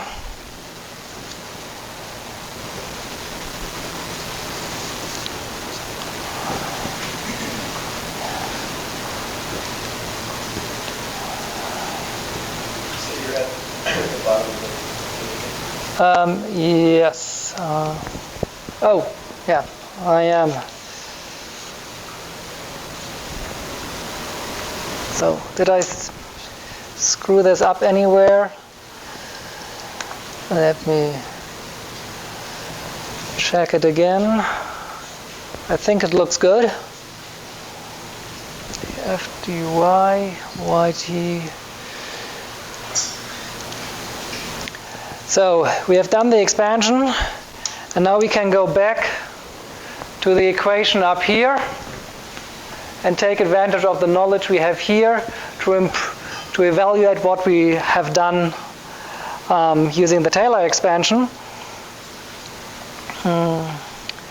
So what we find is that our y of t plus tau minus y of t is given by the tau we had already here. And now we get a sum of the w's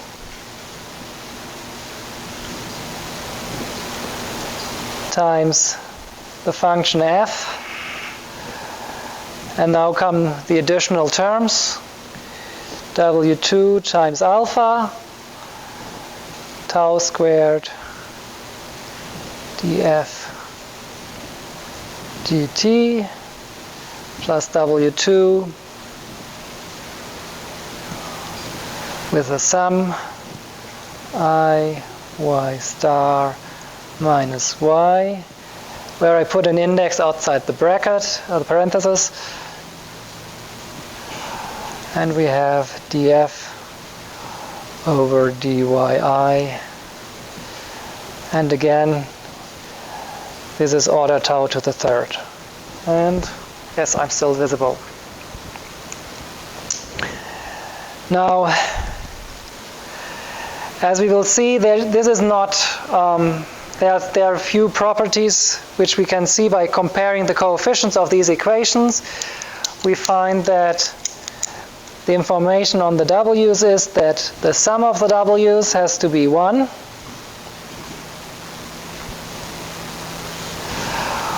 While W2 times alpha equals W2 times beta equal 1/2. And at that point, we learned that there is not a unique algorithm at second order, but a set of algorithms, and we are free to choose whatever is our liking. There is no clear advantage without having a specific problem you want to solve for one algorithm over the other one. Common choices are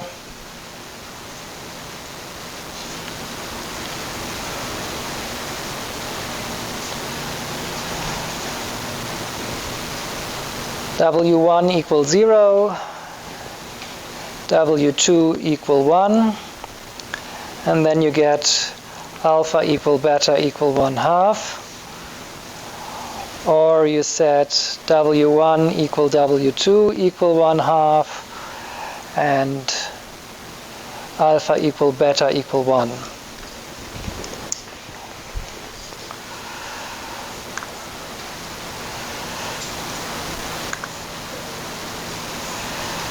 So, now let's see how we are doing with that.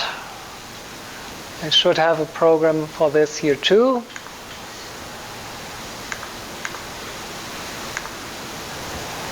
So again, that's as before. We input the parameters. We have a loop where we fix the max step size. And now we use these equation here for the second order Runge-Kutta step to calculate things. And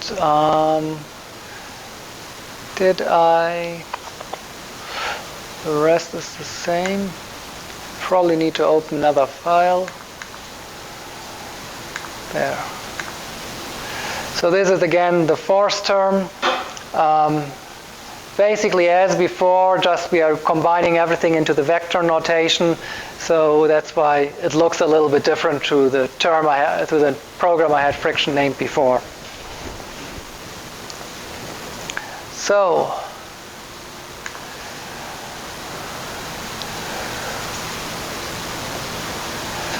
let's see what we get. Let me see if I have anything I want to.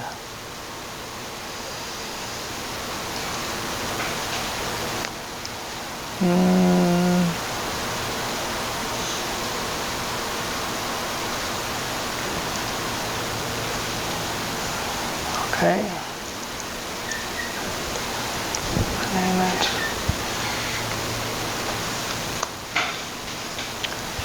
So the initial velocity we choose the same as before. We know what we are expecting as outcome. Now I start with the same steps, large step size of 0.05. And we get the answer. I should probably also run it. Okay, so what did we get? The distance is 7.5 compared to the 7.6 distance, no friction. What was it? That's okay. That's friction.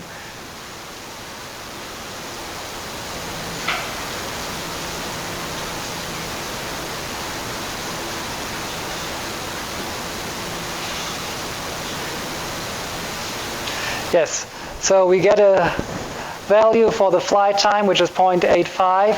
Before we had around 0.9. And we have 7.5 meters instead of 7.6, so what was it?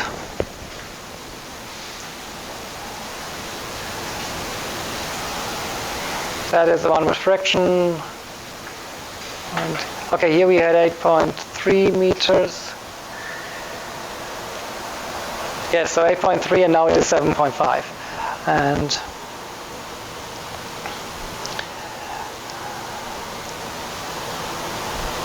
again, we are basically seeing that this differs by 10% from what we had with the Euler method. So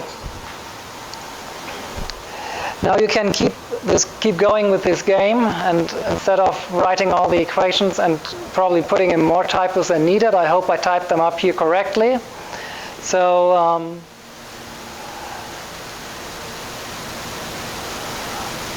these were the derivative for the second order, and you can continue by basically developing higher order terms in Runge-Kutta, and here we do it up to third order, and that leaves you with the iteration equation as it's given here, and that means if you expand everything correctly, the error grows to or decreases to be of order tau to the 4. So we are gaining another precision, but as you can see here, in the step I just showed you, I only needed to implement a term for K1 and K2. Here, I need to implement an addition K3, and as you can see by the number of characters I needed to put in to typeset it, it's getting longer and more complicated, which also means it's getting numerically again more expensive. So this is Runge-Kutta at third order, and you can move on and do it at fourth order. And the construction, of course, has some scheme in it. You need now to have an additional term K4, and the error will be of order tau to the 5th. But again, now you're asking the question, is it more effective to implement the expensive higher order correction terms, or to decrease the step size to get a more precise answer? And that depends to some degree on the function you're solving, but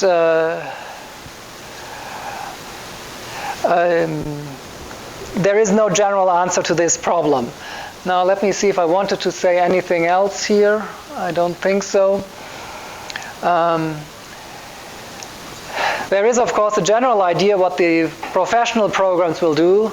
They will basically investigate how much the function is changing, because if it's a flat function, you go with a larger step size, because there is not much changing, so the error is not accumulating, and only increase the number of calculations and decrease the step size where it gets more interesting. So these are stuff I mentioned out here. And this is typically done by some way to control the error. So the question is now, how do you estimate the uncertainty in the Runge-Kutta steps? And one way is that simple. You take a step size of step size tau to get from y of t to some solution y. And then you repeat the same exercise by doing it in 2 steps with tau with half the step size. And you take the difference of the two as a way to estimate the uncertainty. Yeah? Why do they call the Runge-Kutta 4-5 method the 4-5? It just seems like a fourth order thing to me. What's the 5 number? I think it's an adaptive step size, maybe? Yes. It is also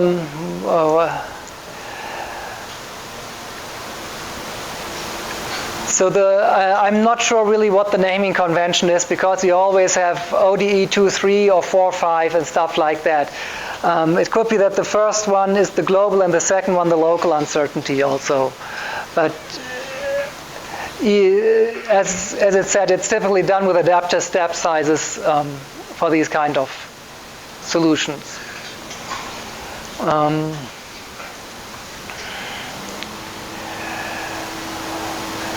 Okay, so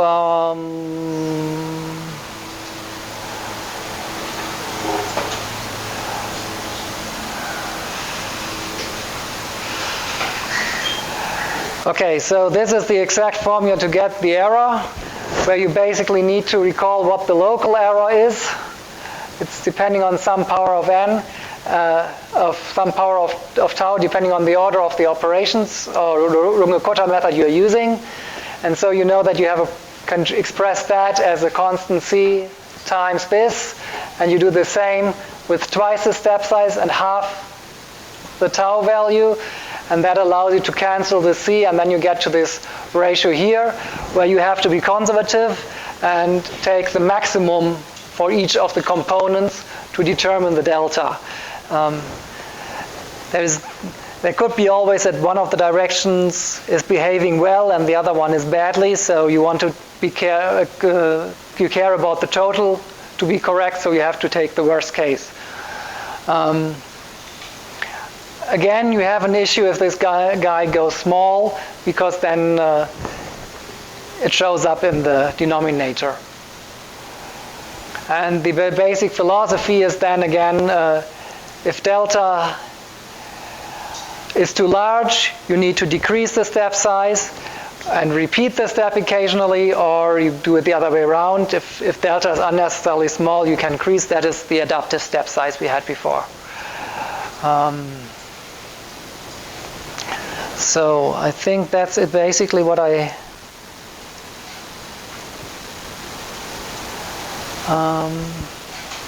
anything?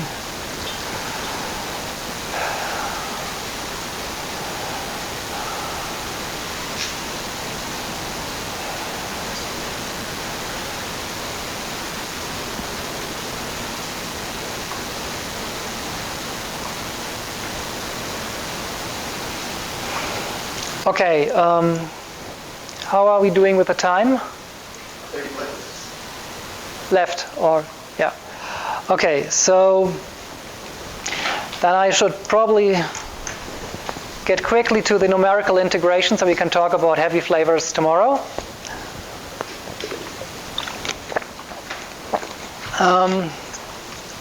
I do have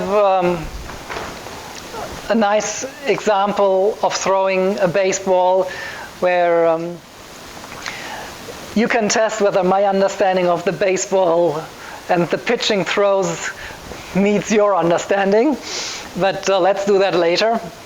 And I have to get a different file. So, integration. Is it okay if I continue over there and don't write it by hand, or is it going to be too fast for you? Okay, otherwise slow me down. And if you spot typos here, there is a good chance, because this is the part I did last, and I had not any chance to double check it. So basically you have an integral, and it is certainly a fixed value, because we want to get a numerical solution.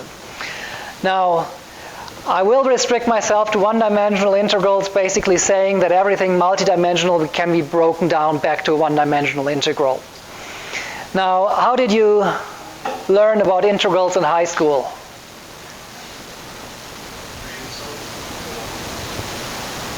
Okay, so I'm actually even simpler. It's just the area under the curve.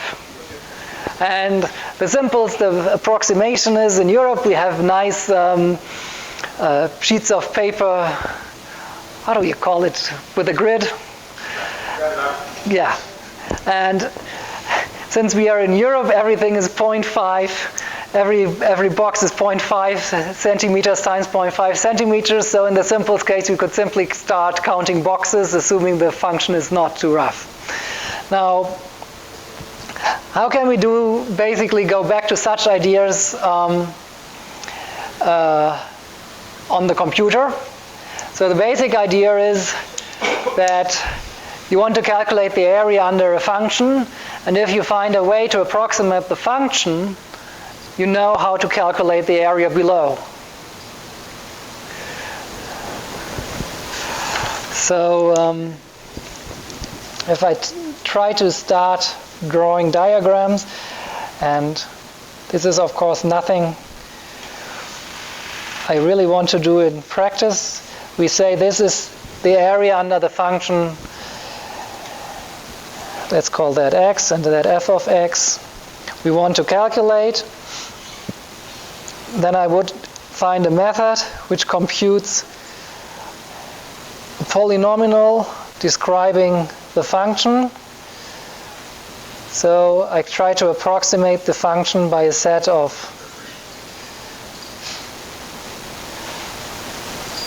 lines which I'm connecting through these points, and these are the points of support which I need to find in a smart way. Of course, there is some basic assumption that nothing is too crazy oscillating or whatever else. In that case, we need to probably use more advanced method or something else. In general, this is just the idea about it. Now, a special role in approximating the polynomial function are played by the Lagrange interpolation formulae. I'm not sure if this is the correct name for you guys. I tried to translate something in German. It's correct? Wow.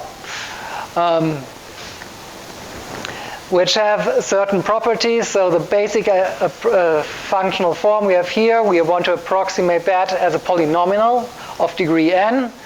And then it's given here, these are the properties of the Lagrange, where we multiply it by the fi at the points of support. And this means we need to get these weights here to evaluate the function up here. And of course, the task is very simple. If our functional form is itself a polynomial of fewer degrees than we try to use to approximate it, the equation up here is going to be exactly approximated, and we don't do anything wrong. So for that, you can just try to calculate the difference, and then you find that it has to vanish identically.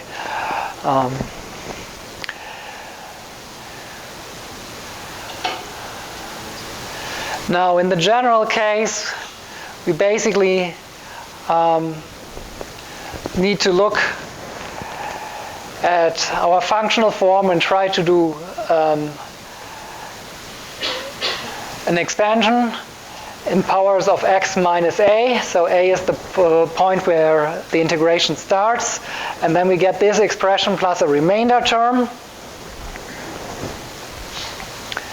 And from the remainder, we know that it is bounded. And that's basically all we can estimate at this point here. So this is the mathematical background.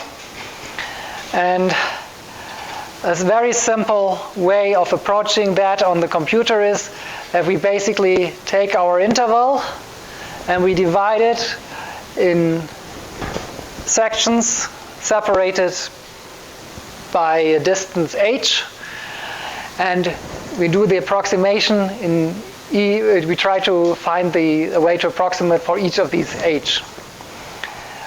Now, if we only choose to have one interval, so n equal 1.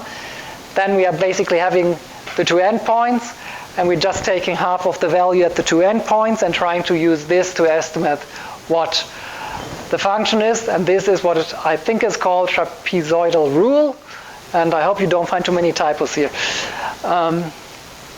This will give us the estimate here, and again we are doing a numerical calculation, so I have to worry what is the uncertainty or what is the error I do in this approximation, and in this case it comes in with h to the power of 3. So if we want to do it more precisely, again we have to make our interval smaller.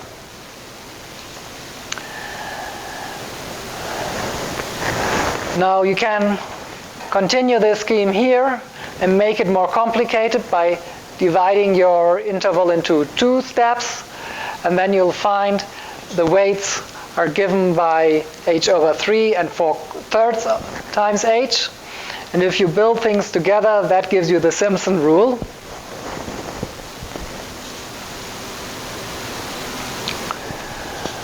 And it's very simple to what we did with the Runge-Kutta method. By doing a more complicated expression here, we are improving this to be of order h to the 5. So in most cases, the Simpson rule will be advantageous to the trapezoidal rule simply because it's not that much more expensive to evaluate, but at the same time the error is higher. And we are here gaining twice because of the symmetric points and the weights. The x3 term is canceling, so we are not getting from h3 to h4 but h5 right away. That is an additional bonus of a smart combination in the Simpson rule. As it's written down there, you can continue, but it's not going to be really practical from the numerical point of view, as the function gets more and more complicated to evaluate, and the basic building blocks here are easier to improve if you do that repeatedly.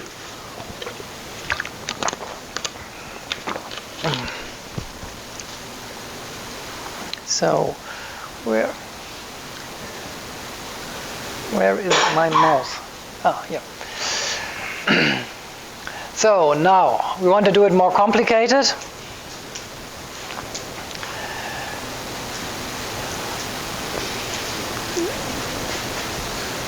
So basically we are doing this, and then we are dividing the interval in smaller and smaller pieces.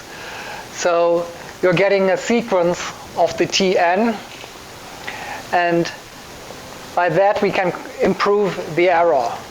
So what you're doing is you're first calculating the interval about 1 block, and then you double that and you get 2 blocks, 4 blocks, 8 blocks, and so on. And you just stop as soon as you have the precision you want. So you keep making, in this picture, you're making the intervals finer and finer. Of course, you have to evaluate your function at each of these points, and maybe.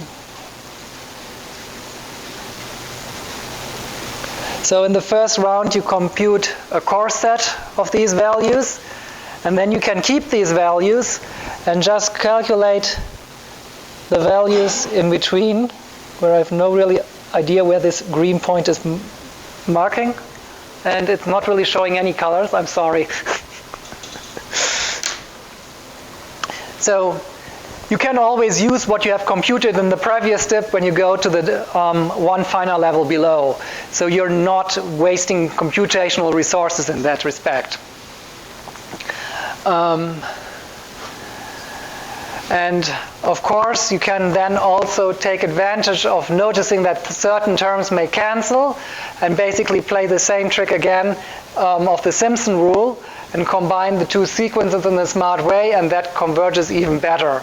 I hope the expression here is correct, but it gets more and more lengthy. So a simple way and effective way procedure is that you calculate a sequence of these rules using the trapezoidal approximation as a building block, and then you feed that into the Simpson rule.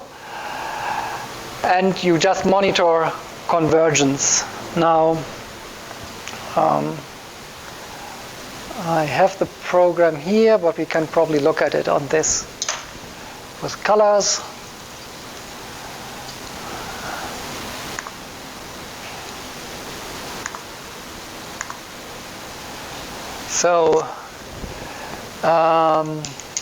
So we pass in the function a number for the interval, and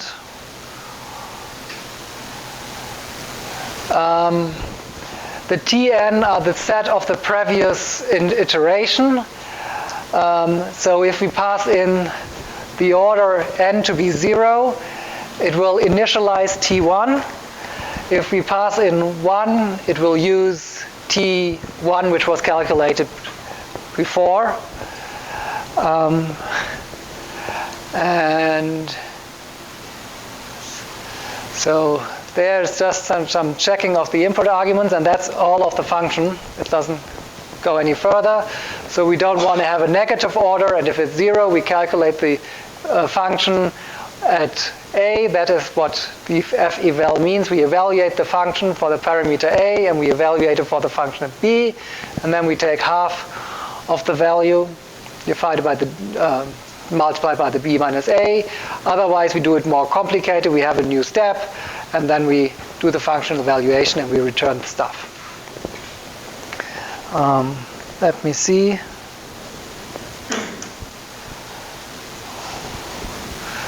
What I have next here. Okay, we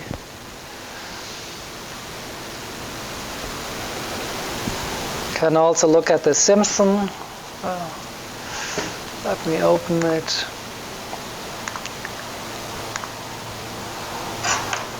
So the Simpson is just a stupid thing. It calls the other function, and then it forms the combination of 4/3 plus minus 1/3 of the previous iteration. And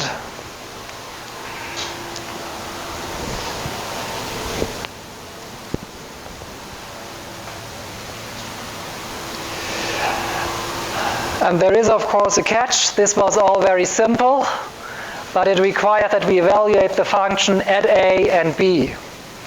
And if I give you a guy like that, which we can understand well at 0, but numerical programs may not be smart enough to figure that out, that is a little bit of an inconvenience. So in that case, it is better to have something where you can evaluate the function, the integral from a to b, without needing to put a point of support at the boundaries. At least you can decide one of the boundaries to be open. And there are other methods for that, but I think I should defer to that for later things. Let me first discuss 2 examples here. And I hope I did that right, because this is what I did finish today in the morning. I'm sorry. So these are 2 integrals where I hope I got the right analytic solution, and we will see that they are behaving rather differently in the numerical approximation. I do have here the analytic solution, so I can use that to determine a relative uncertainty, and it's well defined because it's both non-zero. And the error is expected to be related to the number of points of support to some power alpha. And we are exactly interested in determining this coefficient, as that will tell us the convergence of the method. Now,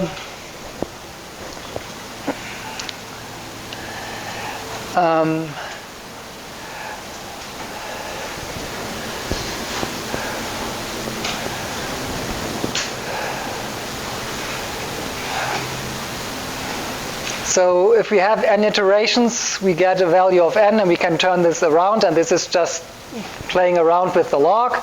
And yeah, I have the answers written there, but we can also run the program probably. So what you see here is that if I use the trapezoidal rule, I have a set of iterations which is 11 and 2000 calls to the function. Whereas for Simpson I have much fewer calls to the function and even fewer iterations. So that shows you the advantage of the Simpson rule. At the same time, you can see that this is extremely convergent. It has a large value of alpha, and the factor 2 reflects the advantage of Simpson. Where if you look at this guy, square root of 4 minus x squared, it is extremely poorly behaving. The number of iterations is okay, but the number of function calls is very large, and the alpha coefficient is both times poor. And if you want to understand why, if you can simply look at the remainder term for this expression and try to Taylor expand it, and what you will see is you always have this ugly numerator. So there is a pole, and that gives us something which is unbounded, and that's why the convergence is not improving faster.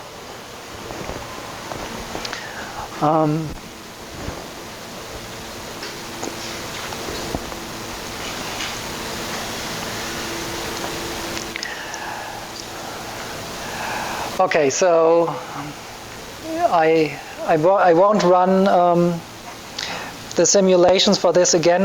Where are you?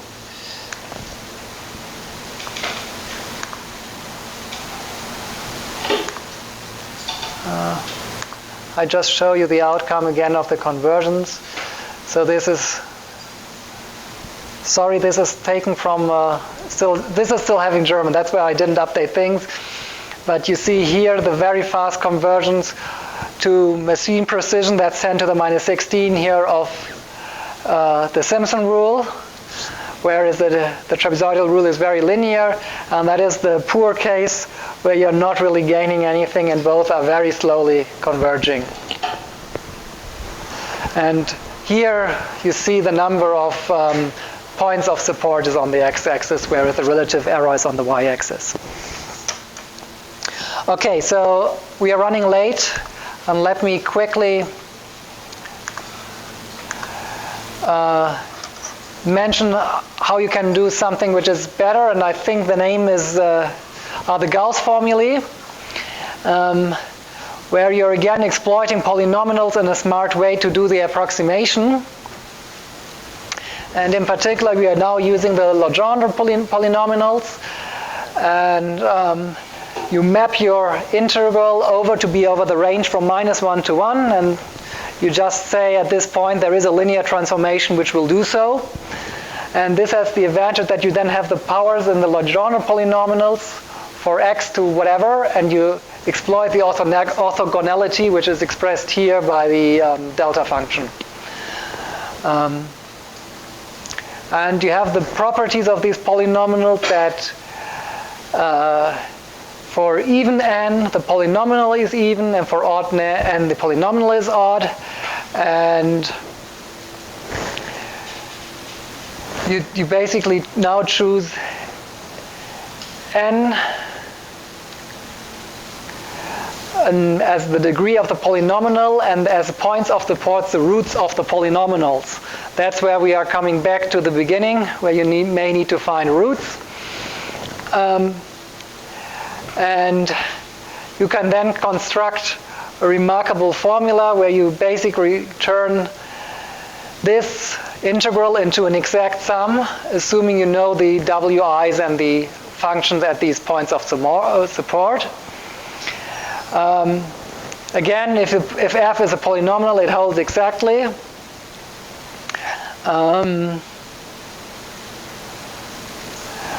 Okay, this is just some of the proofs which I don't need to go into.